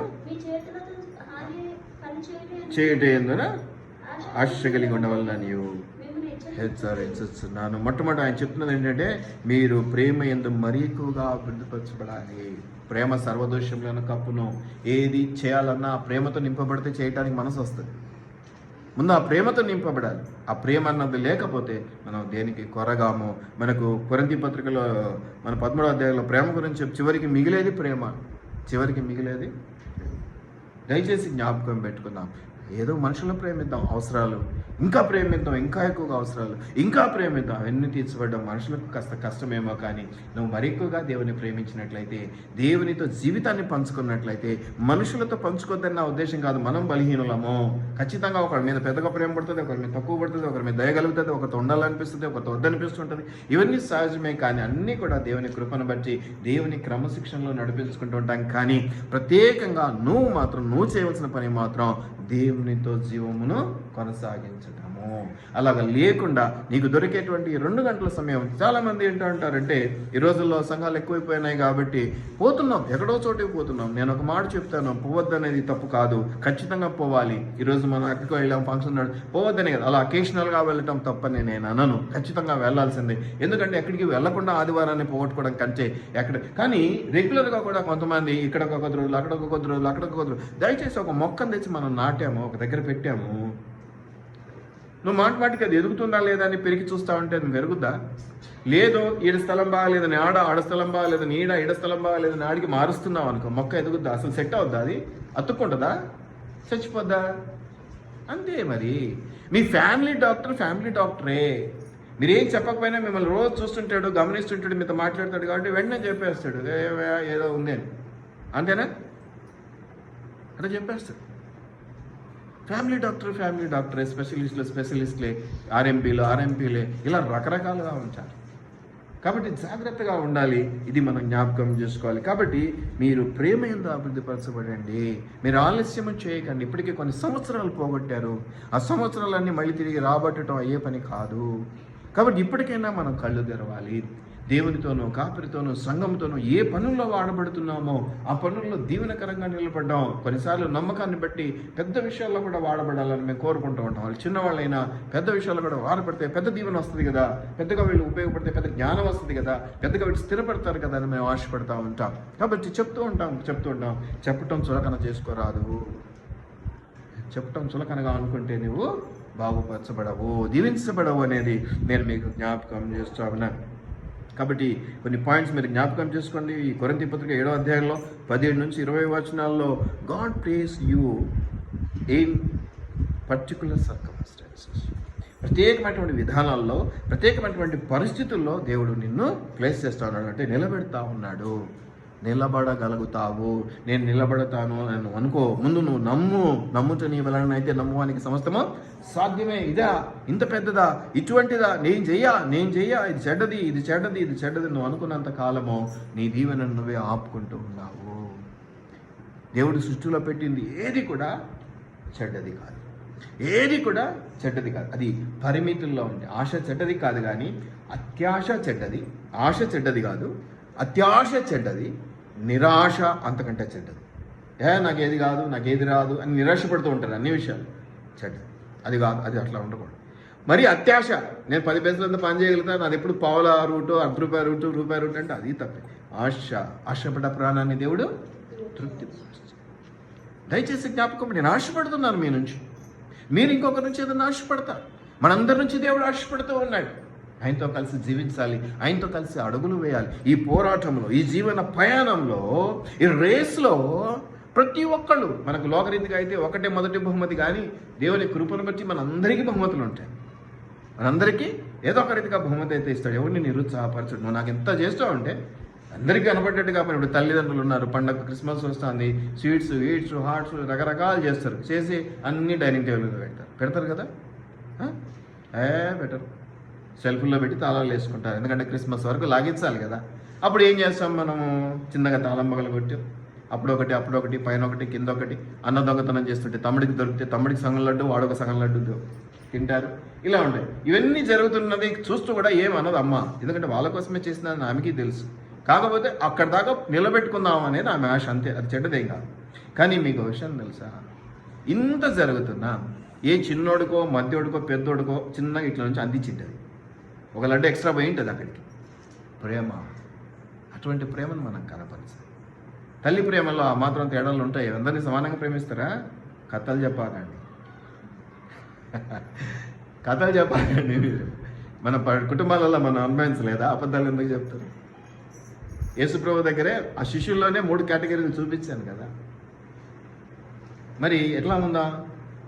తల్లి ఇచ్చే ప్రేమ గొప్పది, తల్లి ఇచ్చే పంపకం ఇంకా గొప్పది. కానీ ఇంకా దాపునిచ్చే వాటికి రుచి ఎక్కువ, దాపున చేసే వాటికి రుచి ఎక్కువ కదా. దొంగ తిండికి రుచి ఎక్కువ అంటారు కదా, సామెత ఉంది కదా. దయచేసి దొంగతనం చేద్దాం అనేది కాదు, ఆయనకి ఇంకా విలువనిద్దాం, ఇంకా లోబడి ఉందాం. ఏం చెప్తారు చేయడానికి సిద్ధం. ఎందుకంటే ముఖ్యంగా మనల్ని ప్రేమించేవారు మనకు నష్టాన్ని కలిగి చేయడానికి కాదు, ఇంకేదన్నా కొత్త దీవెన పొందుకుంటారన్న ఉద్దేశంతో చెప్తూ ఉంటాం. వాళ్ళు చేయలేనివి చెప్తాం, చేయకూడనివి చెప్తాం, ఇంకా ఏదన్నా ఉంటే బిత్రపోయేటివి కూడా చెప్తా ఉంటాం. కానీ చేయగలిగిన సామర్థ్యం ఇచ్చే దేవుడు. నేను ఎవరితో చేస్తున్నాడమ్మా, నేను సమస్తం చేయగలను అంటే ఏమన్నాడమ్మా దానికి ముందుగా? నన్ను ఏంటమ్మా నీ బలమా, నువ్వు చేస్తున్నావా? ఎవరు నిన్ను బలపరిచేది? దేవుడు చూసుకుంటాడు. నువ్వు ముందు ఒప్పుకొని లొంగి రా. ఎందుకంటే శరీరం లేదు, శరీరీతిగా ఉండే వాళ్ళతో ఇప్పుడు ఆత్మలతో చేయించుకుంటే అది పెద్ద దయాలాట అవుతుంది కదా, మంత్రగాళ్ళ ఆట అవుతుంది. దేవుడు నిన్ను అని అడుగుతున్నాడంటే నీ శరీరంతో నీతో చేయించుకోవాలని కదా. అంటే ఏం చేయాలి ఇప్పుడు? శరీరీతిగా మనసు రీతిగా నువ్వు యాక్సెప్ట్ చేసి ముందుకు రావాలి, అవునా కాదు? నువ్వు మనసులో నేను తలుచుకున్నా చేస్తాపో అనుకున్నాను అంటే అప్పుడు అట్లా అనుకోనేంటి అంటే అవుతుందా పని? కాదు. కాబట్టి యాక్సెప్ట్ చేయాలి, నువ్వు ముందుకు రావాలా, బయటకు రావాలి. నీ పిరికితనం నుంచో, నీ భయం నుంచో, నువ్వు నెగిటివిటీ నుంచో నువ్వు బయటకు రావాలి. నేను చేస్తాను, నేను లొంగుతాను, నేను విధేయత చూపిస్తాను, ఇదిగో ఇన్ని సంవత్సరాలు నీ ప్రేమను పోగొట్టుకున్నాను, ఇప్పుడు తెలుసుకున్నాను, ఇప్పుడు తీసుకుంటాను అనాలి. ఇంకా ఆలస్యమైతే ఒకవేళ దేవుడు ఉగ్రత వచ్చేసి వద్దుపో అంటాడేమో. వద్దుపో అంటే నాకు ఇంకా సుఖం చేయాలనుకోలేదు కదా, ఎలాగో సంతోషం అనుకుంటున్నావా? లేదు. ఉగ్రత ఏమైపోతుందమ్మా? శాపంగా పరిణమిస్తుంది. ఎంతోమంది హఠాత్ మరణం పొందినటువంటి వారు ఉన్నారు, ఎంతోమంది రోగగ్రస్తులైనటువంటి వారు ఉన్నారు, ఎంతోమంది ఆర్థికంగా చిదిగిపోయినటువంటి వారు ఉన్నారు, కోలుకోలేని స్థితిలో ఉండిపోయినటువంటి వాళ్ళు ఉన్నారు. ఇదేంటండి, ఒకప్పుడు ఈ కుటుంబం ఇంతగా దీవించబడ్డ కుటుంబం కదా, మన కళ్ళెదుటంగా అందుకని లోకరీతిగా ఏమంటారు? బండ్లు బీ కేర్ఫుల్. ఇప్పుడు నేను దీవించబడుతున్నాను కాబట్టి, నేను అన్ని పాస్ అయిపోతున్నాను కాబట్టి ఇక నాకు అడ్డు లేదు అదుపు లేదు అనుకుంటున్నావా? ఒక్కసారి బ్రేక్ డౌన్ మొదలైందంటే ఈ ఆటోమొబైల్ వెహికల్స్ గురించి మీకు తెలుసా? ఎత్తుతే పైకి ఎత్తుతాయి. ఈ ఆటోలు బండ్లు ఇవన్నీ జాగ్రత్తగా ఉండాలి, మంచిగా చూసుకోవాలి, మంచిగా దాని మీద కాన్సన్ట్రేట్ చేయాలి, ఎవ్రీథింగ్ కేర్ తీసుకోండి. కాస్త నెగ్లెక్ట్ చేసి వర్కర్స్కి అప్పగించో ఏదో చేసి వాడు 4 చోట్లకు పోయి వచ్చి 3 చోట్లకి చెప్తాడు, 2 చోట్లకే బేరం పోయి వచ్చినా అంటాడు, అవునా? వాటర్ క్యాన్లు వేసే వాళ్ళు కథలు చెప్తుంటారు. పాపం ఈ ఓనర్స్ పోలేక ఎవరినో పెట్టుకుంటారు, వాడు 10 చోట్ల వేసేసి 3 చోట్లకి కార్డు రాసి చూపిస్తాడంట. సరే ఈ ఆర్ఏసి వచ్చినాను సార్ ఈరోజు, వాడు 10 చోట్ల వేసి నష్టపోతాం. Be careful. చేయొద్దు వ్యాపారాలని అంటంలా, కానీ జాగ్రత్త. స్టేజ్ పెరిగే కొద్దీ జాగ్రత్త పెరగాలి. అందరినీ నమ్మాలి, కానీ అతి జాగ్రత్తతో నమ్మాలి. కాబట్టి నువ్వు దేవుని నమ్ముతున్నావు, జాగ్రత్తగా దేవుని కొరకు నిలబడు, దేవుని సమయాన్ని పోగొట్టకు, దేవుని కృపను పొందుకో. కాబట్టి place you A particular circumstances. అందరికీ అదే ఉండదు. నేను స్వాతిని అడిగింది మమతను అడగలేను, మమతను అడిగింది సుజాతను అడిగాను, సుజాతను అడిగింది థామస్ని అడగలేను. ఎవరిది వాళ్ళది వేరే ఉంటుంది. నా ప్రేమను బట్టి వేరే ఉండవచ్చు, లేదా నాకున్న తలంపుల్లో చేయవలసిన పనిని బట్టి కూడా నేను డిఫరెన్స్ చూపించవచ్చు. అమ్మో సుజాత అయితే ఇది చేస్తుంది, మమతకైతే కొంచెం కష్టం అబ్బా, లేదా థామస్కి అయితే ఇది ఇబ్బంది, స్వాతికి అయితే ఓకే అబ్బా అనుకోవచ్చు. అన్ని పనులు అన్నీ ఒకేలా ఉంటాయి, అందరికీ సమానంగా పంపకాలు ఉంటాయి అనేది లేనే లేదు. ఎవరి పని వారిది, ఎవరి తలంపు వారిది, ఎవరి ఇచ్చుట వారిది, ఎవరి తీసుకుంట వారిది. మేనేజర్ క్యాడర్కి మేనేజర్ పనులు ఉంటాయి, మేనేజర్ పనులకు ఉన్న జీతం మేనేజర్కి ఉంటుంది. క్లర్క్ పనులకు క్లర్క్ ఉద్యోగానికి సంబంధించిన రూల్స్ అండ్ రెగ్యులేషన్స్ పనులు ఉంటాయి, అలాగే దానికి సంబంధించిన జీతం ఉంటుంది. అలాగే కింది పనివాడికి ఉంటుంది, వాడికి బాధ్యత తక్కువ, వచ్చిన పని చూసుకుంటాడు, చేసుకుంటాడు, పోతాడు. ఇదే పని నీకు పైన మేనేజర్ కూడా చేయాలంటే అవుతుందా? 100 మంది వర్కర్స్ని వాడు మెయింటైన్ చేయాల్సి వస్తుంది, 100 మంది తలనొప్పులు వాడు ఎత్తుకోవాల్సి వస్తుంది, అవునా కాదు? అదే వర్కర్ వానికి ఉన్న ఏరియానో వాడికి ఉన్న పనో అప్పగించిందో వాడు చూసుకుంటాడు. కాబట్టి నీకు తక్కువ జీతం కావాలనుకుంటే ఇట్స్ ఓకే. అసలు జీతమే వద్దనుకుంటే దిగులే లేదు, ఏ పని చేయాలి, అవసరమే లేదు. దేవునితో కలిసి ప్రయాణం, ఇంత పెద్ద మాటలు కూడా నీకు అవసరం లేదు. కానీ నువ్వైతే దీవెనకరంగా ఉండాలి అంటే మాత్రం దేవునితో కలిసి, కాపురితో కలిసి, సంఘంతో కలిసి, తోటి విశ్వాసులతో కలిసి దేవుని పనుల్లో పాలి భాగస్థుడిగా ఉండాలి, దేవుని చేత దీవించబడేటువంటి స్థితిలో ఉండాలనేది నేను మీకు జ్ఞాపకం చేస్తున్నాను. పర్టికులర్ ఆపర్చునిటీస్ ఇప్పుడు 21-22 వచనంలో ఆ కొరింథీ పత్రికలో 7వ అధ్యాయంలో మీరు చూస్తే పర్టికులర్ ఉన్నాయి, చాలా అవకాశాలు. దేవుడు ఏ స్థితి ఎందు ఉన్నావు ఆ స్థితి ఎందు ఉందుట నేర్చుకో అంటున్నాడు. మొదటి ప్రేమను నువ్వు కలిగి ఉండు, నువ్వు బాధ్యత తీసుకో, భారం వహించు. నా చేత కాదు నువ్వు ఎప్పుడైతే అనుకుంటావో నీకు ఏది చేత కాదు, నాకు రాదు అంటే నువ్వు రాదు. అందుకే ఎప్పుడన్నా పిల్లల విషయంలో అంటూ ఉంటే ఏదైనా మామూలుగా తిట్టుకోండి, మామూలు తిట్టడం అంటే మహా తిట్లు తిట్టకండి, వెధవ అంటే వాడు వెధవైపోతాడమ్మా అలా అనకండి. తల్లి నోరు చాలా గట్టిది, పవర్ఫుల్ అంటారు, అలా తిట్లు తిట్టకండి, వద్దమ్మా ఎందుకు అట్లా అంటారు. దయచేసి జ్ఞాపకం పెట్టుకోండి. మంచి అవకాశం నేను ఇస్తున్నాను, అవకాశాలు దేవుడు ఖచ్చితంగా దిగొచ్చి ఇస్తాడనేది లేదు. కాపరిగా నా ద్వారా కొన్ని అవకాశాలు మనం చూస్తాం.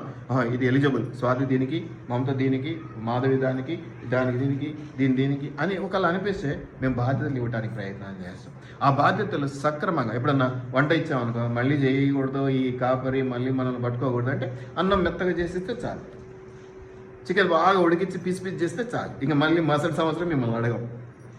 అలా చేసి తప్పించుకోవడానికి కాదు కదా దేవుని పని. అది దేవునికి మహిమకరంగా జరిగించాలి. ఒక యజమాని బాధ్యతలు ఇస్తున్నాడంటే నీ మీద ఎంత నమ్మకమో, ఎంత ప్రేమో. నమ్మకాలతో పాటు ప్రేమ ఉంటుంది. వీళ్ళు నన్ను ఎక్కువ ఇష్టపడతారు, నా కోసం చేయగలుగుతారంటేనే మేము అడుగుతాం. ఊరికే అడగం, తలకి మించిన భారం పెట్టడానికి అడగం. ఒకవేళ అడిగామంటే మేము తోడు నిలబడతాం. దేవుడి తోడు నిలబడతాడండి. మనం మైలేని బరువు పక్కన పెట్టినప్పుడు ఆయన మోస్తూ ఉంటాడు. అటువంటిప్పుడు మైలేని బరువు మీ మీద పెట్టేసి మేము ఊరికి చేతులు తులుపుకొని పోవటానికి కాదు. అలా ఉండదు కాపర్లు. తోడు నిలబడతాం. 24 గంటలు గమనిస్తూ ఉంటాం. ఏం చేస్తున్నావు, ఎలా, ఎందుకు పోగొట్టుకున్నావు, ఆశీర్వాదాలు ఇది చూడు, ఈ పద్ధతి చూడు, ఇలా ఉండు, ఎలా చేయి, కొంత మంచి చెడు అన్నిట్లో మనమే ముందుకు వెళ్ళాల్సి ఉంటుంది. దేవుని కొరకు నిలబడ్డ వల్ల మాత్రమే వెనకడుగు వేయటానికి వీలు కాదు. నమ్ముట నీ వలనైతే నమ్ముట నీకు అన్నీ సాధ్యమే. ఇది గమనించుకోవాలి. కాబట్టి ఒకటి ఉంటుంది, అచీవ్మెంట్స్ ఉంటాయండి. అన్నీ మనము అచీవ్ చేసుకోవటం అంటే ఎక్కటం అంటే అచీవ్మెంట్ అనమాట. అభివృద్ధిలోకి వచ్చావంటే నువ్వు అది పొందుకున్నావు. అచీవ్మెంట్ అంటే పొందుకోవడం అనుకున్నావు. ఇప్పుడు తను కూడా ఏదైనా ఉద్యోగం లేకపోతే ఏదైనా వ్యాపారం, ఇప్పుడు ఒక పనికత్తి నుంచి ఒక ఆఫీసర్కి వచ్చింది, ఆఫీసర్ నుంచి ఒక డైరెక్టర్ లెవెల్కి వచ్చిందంటే అచీవ్ అయినట్టేనా? నీ టార్గెట్ అచీవ్ అయ్యావు అని అంటారు కదా. ఈ అచీవ్మెంట్స్కి ఏంటంటే మనం అడ్వాన్స్ కావాలి. నేను ఇక్కడే కూర్చుంటా, నా అచీవ్మెంట్స్ ఇంటికాడ నుంచి నాకు ఇట్లా దీవెనలు పడిపోతుంటాయి అనుకుంటే అవుతుందా? వెళ్ళాలి, నలుగురిని గెలవాలి, నలుగురితో మాట్లాడాలి, వాళ్ళు ఇష్టపడరు, వాళ్ళు ఇష్టపడతారు. ఏదో ఒక చిన్న వ్యాపారం స్టార్ట్ చేసింది అనుకో, నీ వ్యాపారం ఇతరులకు నచ్చదు. నచ్చని మాత్రం నువ్వు స్టార్ట్ చేసి వదిలేయటం కాదు కదా. అది కాదు కదా. అట్లంటే ఎవరికి ఏది నచ్చదు, నువ్వు ఏది మొదలు పెట్టాక ఒకరికి నచ్చొచ్చు, నాకు పోవాలి, మాట్లాడాలి, కన్విన్స్ కాకపోతే వదిలేయాలి, ఇంకోరిని పట్టుకోవాలి. ఇదన్నీ అచీవ్మెంట్స్తో పాటు ఏముండాలి? అడ్వాన్స్ కావటము, ముందడుగులు వేయాలి. ఇది లోపడుతుంది ఈ రోజుల్లో. నీకు ఉండొచ్చాము మనసులో, కానీ నువ్వు ప్రేమ ఉంది నా మీద, కానీ దాన్ని బయటకు తీసుకొచ్చి చెప్పకపోతే ఏదో రూపంలో చెప్పాలి కదా. ఏదో ఇంత మంచినీళ్ళు ఇచ్చో, ఇంత స్వీట్ ఇచ్చో, ఇంకేదన్నా ఇచ్చో, లేకపోతే నాకు ఏదైనా గిఫ్ట్ ఇచ్చో, మరి దేవునికి అలాగే చేయాలి కదా మనం కూడా. అచీవ్మెంట్స్ కావాలి అంటే నువ్వు అడ్వాన్స్ కావాలి. అడ్వాన్స్ కావడం అంటే ఏంటంటే కొంచెం అడ్వాన్స్గా, ఎందుకు అట్లా గిరిగీసుకొని ఉండిపోతావు అంటారు చూసారా. అడ్వాన్స్ అవడం అంటే ఏంటంటారు నాన్న? అడ్వాన్స్ అంటే ముందుకు రావచ్చం, ముందడుగులు వేయచ్చం. అర్థమవుతుందా? నీ అచీవ్మెంట్స్, నీకు ఏదో కావాలి ఆశీర్వాదం అంటే నువ్వు ముందడుగులు వేయాలి. ముందడుగులు వేయకుండా నేను ఇలా కూర్చుంటాను, నాకు వచ్చేస్తాయి అన్నీ, మీ అమ్మ తీసుకొచ్చి పెడుతుంది, మీ నాయన తీసుకొచ్చి పెడతాడు కొద్ది రోజులు, కానీ దేవుడైతే నీకు అట్లా పెట్టాడు. దేవుడే కాదు, మనుషులు ఎవరు పెట్టరు ఇంకా నీకు. ఒకవేళ విడవబడ్డానివి అయితే నువ్వు ఒకవేళ ఏదైనా, ఇప్పుడు చాలా వరకు సంసారాలలో మేము గొడవలు చూస్తుంటాం. ఏమి తెలుసా, ఈ ముద్దుతనంతో ఇంటికాడ ఏమి నేర్పియరు, టీ పెట్టడం కూడా రాదు వీళ్ళకి. వీళ్ళు కుటుంబంలోకి వెళ్ళిపోయాక అత్తమ్మ అడుగుతారు, మంచి ఇరానీ ఛాయ్ చేసుకురమ్మా అని కొడుకు చెప్తారు. ఆమె ఇరానీ ఛాయ్లో షుగర్ బదులు ఉప్పేసి తీసుకొస్తుంది. ఆడ మొదలవుతుంది గొడవ. ఏమంటే మీ అమ్మ నాయన నేర్పిలేదంటే మా అమ్మ పేరు ఎందుకు ఎత్తుతావు, మా నాయన పేరు ఎందుకు ఎత్తుతావు అని మొదలు పెడతారు గొడవ. ఆ గొడవలు ఎక్కడి దాకా వస్తాయి? విత్ ఇన్ 1 month విడాకుల దాకా వెళ్తాయి. ఇన్ అడ్వాన్స్ నువ్వు నేర్చుకుంటే నీ అచీవ్మెంట్స్ ఎక్కడికి వెళ్తాయి? అద్భుతమైనటువంటి రీతిలో పైకి వెళ్తాయి. ముందు నీ ఇంట్రెస్ట్ని బట్టి కదా. పేరెంట్స్ నేర్పియాలన్నా నువ్వు పడుకొని నిద్రపోతుంటే ఎక్కడో కొట్టి తిట్టి లేపుతారు, కానీ అందరు లేపాలంటే కష్టం కదా. పడుకొని లే అనుకుంటా. అదే నువ్వు పొద్దునే వేసి వచ్చి మమ్మీ ఏం చేస్తున్నావు, నేను సాయం చేస్తా అన్నావు అనుకో, నీకు కూరలు తరగడం కాడ నుంచి మొదలవుతుంది నీ ప్రాక్టీస్. అట్లాగా నువ్వు కూడా ఏదో ఒకటి ముందుకు వచ్చి నాతో చెప్తే కదా, నాకు ఇష్టం లేదని అలా కూర్చుంటే దేవుని పని ఆటంకపరచబడుతుంది కదా. ఎక్కడ వచ్చాడో ప్రధానికి పరిష్కారం అయితే ఉంటుంది కదా. పరిష్కారం లేని సమస్య ఎక్కడైనా ఉందండి? పరిష్కారం లేని సమస్య ఎక్కడైనా ఉందా? కాకపోతే ఆలస్యం అవ్వచ్చు, కొంచెం బరువు అవ్వచ్చు, కొంచెం టైం తీసుకోవచ్చు, కొంచెం శ్రమ పెట్టవచ్చు, కొంచెం కన్నీరు రావచ్చు, కొంచెం మనం నష్టపోవచ్చు కూడా. కానీ తర్వాత వచ్చే లాభం అధికంగా ఉంటుంది, ఆశీర్వాదము అధికంగా ఉంటుంది.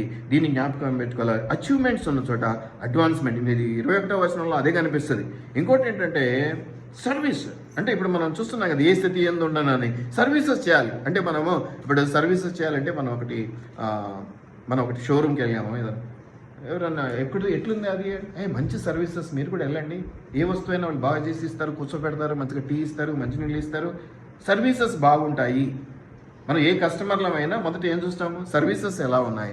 దేవుడు చూడడా అండి? నీ సర్వీసెస్ ఎలా ఉన్నాయో దేవుడు చూడడా? ఈ సర్వీసెస్లో బయట వాళ్ళ కంటే కూడా మనకేమొస్తుందో తెలుసా? సాక్రిఫైస్. ఇప్పుడు అర్థమవుతుందా మీకు? అసైన్మెంట్స్ ఆపర్చునిటీ అన్నాను, ప్లేస్మెంట్ పర్టికులర్ సర్కమ్స్టాన్సెస్ అన్నాను, అచీవ్మెంట్ అడ్వాన్స్ కావాలి అన్నాను, ఇక్కడ ఇంకేమంటున్నానంటే సర్వీసెస్ విత్ సాక్రిఫైస్. అన్నిట్లో లాభం దొరుకుతుందని అనుకో. కొన్నిసార్లు సాక్రిఫైస్ అవసరం, త్యాగం చేయటం అవసరం. నాకేం దొరకొద్ది, నేను ఇంత పెద్దది అసలు ఎవరు అడగలేదు, ఇంత విలువైంది, అసలు నాకు అది లేకపోతే కుదరదు, నేను ఎట్లా మనిషినే కాదు, అటువంటిది నువ్వు అడిగావు, నేను ఇద్దాం అనుకున్నాను, మరి నాకేం దొరకొద్ది. అచీవ్ ఏముండాలి సర్వీసెస్లో. ఇప్పుడు మీ పిల్లలకు మీరు ఏదో చేస్తున్నారు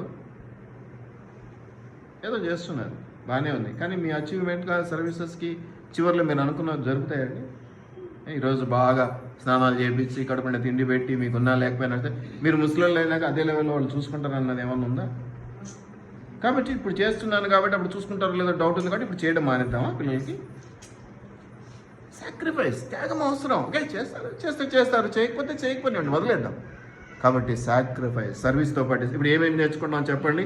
to live with God, walk with worthy manner. అంటే విలువైన రీతిలో ఏదో తేలిక తీసుకొని అన్నట్టుగా కాకుండా నేను ఏది చెప్పినా అది విలువైన రీతిలో తీసుకోవాలి. అది దేవుడైనా, కాపరైనా, సంఘమైనా, మీ పేరెంట్స్ అయినా, మీ అన్నదమ్ములైనా, అక్కచెల్లెలైనా మీరు గమనించండి. ఇలాంటి విజిట్స్ చేయాలి. అసైన్మెంట్స్తో పాటు ఆపర్చునిటీస్, కాల్తో పాటు వాక్, అంతేకాకుండా ప్లేస్మెంట్తో పాటు పర్టికులర్ సర్కమ్స్టాన్సెస్, అచీవ్మెంట్స్తో పాటు అడ్వాన్స్మెంట్, ఆపర్చునిటీతో పాటు ఇంకా చాలా ఇస్తున్నాడు. నేను చివరిలో చెప్తున్నానంటే సర్వీస్తో పాటు సాక్రిఫైస్ అవసరం. అన్నిటికీ లాభాలు ఆశించి నాకేంటి అనుకుంటే నీకు ఏది దొరకదు. నువ్వు చేయాల్సినవి చేసుకుంటూ పోతూ ఉంటే నీకు రావాల్సినవి వస్తూ ఉంటాయి. వీటిని నువ్వు జ్ఞాపకం పెట్టుకోవాలి. చివరిలో మీరు గమనించండి, ఆ యూదా పత్రికలో మీరు ఒక మాట నేను చివరిలో చూపించేసి నేను ముగించేస్తాను. ఇది లాస్ట్ వచనము. యూదా మీరు గమనించినట్లయితే చివరి 2 వచనాలు, ఒకటే చాప్టర్ కాబట్టి మీరు గమనించండి. 24, 25 వచనాలు చదువుతారా ఎవరైనా? ఇది చక్కటి ఆశీర్వాదం అండి. Service with sacrifice, achievements with advancement, placement with ఇది ఇంకా ఏమనుందమ్మా? తోట్రిల్లకుండా మిమ్మను కాపాడుటకును. ఏమో ఈ పని అప్పగిచ్చావు, నేను తోట్రిల్తానేమో, నాకేమన్నా జరుగుద్దేమో, నా జీవితం పాడైద్దేమో, నాకు నష్టమైద్దేమో, అందరి ముందు అవమానించబడతానేమో, చెడ్డ పేరు వస్తుందేమో. డోంట్ వరీ, తొట్టిల్లకుండా నిన్ను కాపాడువాడు ఎవరు? దేవుడు. కాబట్టి తొట్టిల్లకుండా మిమ్మల్ని కాపాడుటకును తన మహిమ ఎదుట, దేవుని ఎదుట. మీరు ఇప్పుడు ఏమనుకుంటున్నారంటే ఇంత సర్వీసా, ఇంత శ్రమనా, ఇదే అనుకుంటున్నారు. దేవుని ఎదుట మిమ్మల్ని ఎట్లా అంటామా? ఆనందముతో మిమ్మును. మీరు అనుకుంటున్నారు ఇది తప్పు, ఇది పాపం, ఇది ఇట్లా అని. ఇప్పుడు ఏమంటున్నాడు దేవుడు? అమ్మా, నిర్దోషం అంటే తప్పులు ఉన్నవారు గానా, తప్పులు లేనివారు గానా? తప్పులు లేనివారు. మళ్ళీ అట్లా కూడా కాదు, ఎట్లంట? ఆనందముతో కదా. ఈ రోజుల్లో అదే కదా, లేదు ఆనందం లేదు, కుటుంబాలలో సమాధానం లేదు, ఎప్పుడు గొడవలు, పిల్లల విషయంలో గొడవలు, భార్యాభర్తల మధ్య గొడవలు, తిండి దగ్గర గొడవలు, పెట్టుపోతుల దగ్గర గొడవలు, మంచిదాని దగ్గర గొడవలే, చెడుదాని దగ్గర గొడవలు. మరి విచిత్రమైన విషయం ఏంటంటే చెడు అనుకుంటే చెడు వైపు మనుషులు నిలబడతారు, మంచి వైపు ఇద్దరు కొట్లాడుకుంటే యాక్సిడెంట్ అయితే కొట్టినవాడి వైపు మనుషులు నిలబడి న్యాయం చెప్తారు, తిన్నవాడి వైపు, తనులు తిన్నవాడి వైపు నిలబడి చెప్తారు. ఏందో విచిత్రం. ఏదైనా మంచి అంటే ఒకే వైపు ఉంటుంది, ఒకే వైపు ఉంటారు ప్రజలు. మీరు ఎక్కడైనా ఏ గొడవకన్నా వెళ్ళండి, అటు ఇటు వచ్చేస్తారు ప్రజలు. మరి ఏంటో ఆ ప్రజల ఆలోచన ఏంటో మనకు తెలియదు. అది మన వల్ల కాదు. నీతిని నమ్ముకున్నాం, న్యాయం నమ్ముకున్నాం, మంచి దేవుని నమ్ముకున్నాం, మన వల్ల అయితే కాదు. దయచేసి జ్ఞాపకం పెట్టుకోనండి. Service with sacrifice, achievement with advancement, walk with God with good manner. అంటే ఏదో దేవునితో నడుస్తున్నాం చిల్లరగా కాదండి, గుడ్ మేనర్, మంచి పద్ధతులతో, మంచి ఆశీర్వాదములతో, మంచి సాక్ష్యములతో నడుద్దాం. దేవుడు అనేకం అడుగుతూ ఉంటాడు. వాటన్నిటిని మనం ఆనందంతో యాక్సెప్ట్ చేద్దాము. ఇంకా ఏమంటాడమ్మా? నిలవబెట్టుటకును శక్తిగల మన రక్షకుడైన అద్వితీయ దేవునికి మన ప్రభువైన యేసుక్రీస్తు ద్వారా మహిమయు, మహత్యమును, ఆధిపత్యమును, అధికారమును యుగములకు పూర్వమును ఇప్పుడు సర్వయుగమునకును కలుగునుగాక. నీవు నమ్మిన దేవునికి ఇంత మహిమ యుగములకు సర్వయుగంలో కలిగితే ఆయన వెంట ఉన్నటువంటి నీకు, ఆయనతో కలిసి నడుస్తున్నటువంటి నీకు ఎలా ఉంటుందండి? మినిస్టర్ గారు వస్తున్నారు. ఎవరు చెప్తారండి ఇన్ఫర్మేషను? ఎవరు చెప్తారు? మినిస్టర్ గారు వస్తున్నారు, ఇన్ఫర్మేషన్ ఎవరు చెప్తారు? పిఏ. మినిస్టర్లకు ఏ రెస్పెక్ట్, మినిస్టర్లకు ఏ స్థానం ఇస్తామో ఆ స్థానం ఇస్తాం పిఏలకి. ఎందుకంటే ఈయన మాట అక్కడ చెల్లుతుంది. దేవునితో నడిచే నీకు కూడా అదే స్థానం, అదే విలువ, అదే మహత్వం, అదే ఆశీర్వాదం ఇస్తానంట. నాతో కలిసి నడువు, నా మాట విను, ఆలస్యము చేయి. మా రిక్వెస్ట్ ఏదైతే ఉన్నదో తొందరగా తేల్చడం అంటే వద్దుపోనడం తేల్చడం సులువుగైన మార్గం కదా. ఏదైనా చెప్పినప్పుడు నో అంటే అసలు సమస్యనే లేదు కదా, రావు. కానీ నువ్వు నేర్చుకోవాలి, నువ్వు తలపెట్టాలి, నువ్వు దాంట్లోకి రావాలి, దాని నుంచి వచ్చేటువంటి దీవెన నువ్వు పొందుకోవాలి. అది కొన్నిసార్లు ఇరకాటాన్ని ఇస్తుంది, కొన్నిసార్లు ఇబ్బందిని ఇస్తుంది. అయినా నువ్వు నిలబడగలిగితే దీవెన నీకు. సమయం పోగొడుతున్నావు, సమయం పోగొడితే అది ఇంకొకరికి పోతుందిలే, నేను తప్పించుకుంటాలే నువ్వు అనుకుంటున్నావేమో. దేవుడు ఎప్పటికీ కూడా దాన్ని ఇంకొకరికి చెప్పడు. నీతో చెప్పిన పని నీతోనే చేయించుకుంటాడు. ఆలస్యం చేయడం వల్ల నువ్వు శాపగ్రస్తమైన దానివి లేదా శాపగ్రస్తమైన వాడివి అవుతున్నావు. దయచేసి అట్టి పనులు చేయవద్దు. మనం దేవుని కొరకు నిలబడదాం. మనం ఏ స్థితి అందున్నప్పటికీ కూడా సుఖంగా సంతోషంగా దేవుని కొరకు చేయటానికి నిలబడదాం. మన బలము యేసయ్యా. ఆ బలవంతుడైనటువంటి ఆయన నామంలోనే మనం సమస్తము చేయగలము. మనం చేయటానికి ఏమీ లేదు. ఆయన చేస్తున్నవి, ఆయన చెప్పినవి మనం లోబడి ఓకే అనడం తప్ప వేరేది లేనే లేదు. అలా ఎప్పుడైతే విధేయత చూపిస్తావో మనుషుల మధ్యలో కూడా ప్రేమలు. నా మాట వినేవాళ్ళతో నాకు ఖచ్చితంగా మంచి రిలేషన్ ఉంటుంది, అవునా? అట్లాగే దేవుని మాట వినేవాళ్ళతో దేవునికి మంచి బంధం ఉంటుంది. ఖచ్చితంగా చెప్పుకో ఏమైనా చేస్తాడు పో అని గ్యారంటీ కూడా ఇస్తాడు మన మీద. యోబుకి ఇచ్చినట్టుగా సాతానికి ఏమన్నాడు? చేసుకోపో, ఏం చేసుకుంటావు, నా బిడ్డ యోబు అన్నట్టుగా నా బిడ్డ ఆయన, నా బిడ్డ ఈమె, ఖచ్చితంగా ఏమీ జరగదు, నేను కాపు కాస్తాను అంటాడు. అట్టి భరోసా జీవితం నీకు రావాలి అంటే దేవునితో కలిసి అడుగులు వేయి. ఈ పరుగు పందెంలో నీవు మొదటి స్థానం సంపాదించుకోవాలా. మొదటి స్థానం ఊరికే రాదు. ఎన్నో ఇరుకులు, ఇబ్బందులు, ప్రాక్టీసెస్. ఈరోజు మనం గెలుపోవటంలోనే చివరి స్థితిలో చూస్తున్నాం కదా. విన్నర్స్, రన్నర్స్, ఏదో ఫైటింగ్ అని కానీ ఇంకేదైనా రేసులు అని కానీ ఏవైనా కానీ దానికి వాళ్ళు ఆ రోజుకి వచ్చి నిలబడలే. ఎంతో ప్రాక్టీస్ చేసింటారు, ఎంతో ఖర్చు పెట్టింటారు, ఎన్నో రకాలుగా వాళ్ళు శ్రమలు అనుభవించింటారు. ఇప్పుడు బాణాలు వేసేదో ఇంకేదో ఉంది, దాంట్లో ఆర్చరీలో వాళ్ళు ఫస్ట్ ప్రైజ్ వచ్చిందని మనం చూస్తాం. ఏదో టెన్నిస్లో వచ్చిందని, క్రికెట్లో వచ్చిందని కదా. ఈ క్రికెట్లో వచ్చిందని అదే వరల్డ్ కప్ అనగానే చప్పట్లు కొడితే వాళ్ళ ఇంటికాడ నుంచి సర్దుకొని పోయి డైరెక్ట్గా క్రికెట్ ఆడి లాస్ట్ ఫైనల్ గేమ్లో వాళ్ళు కప్పు తెస్తున్నారా?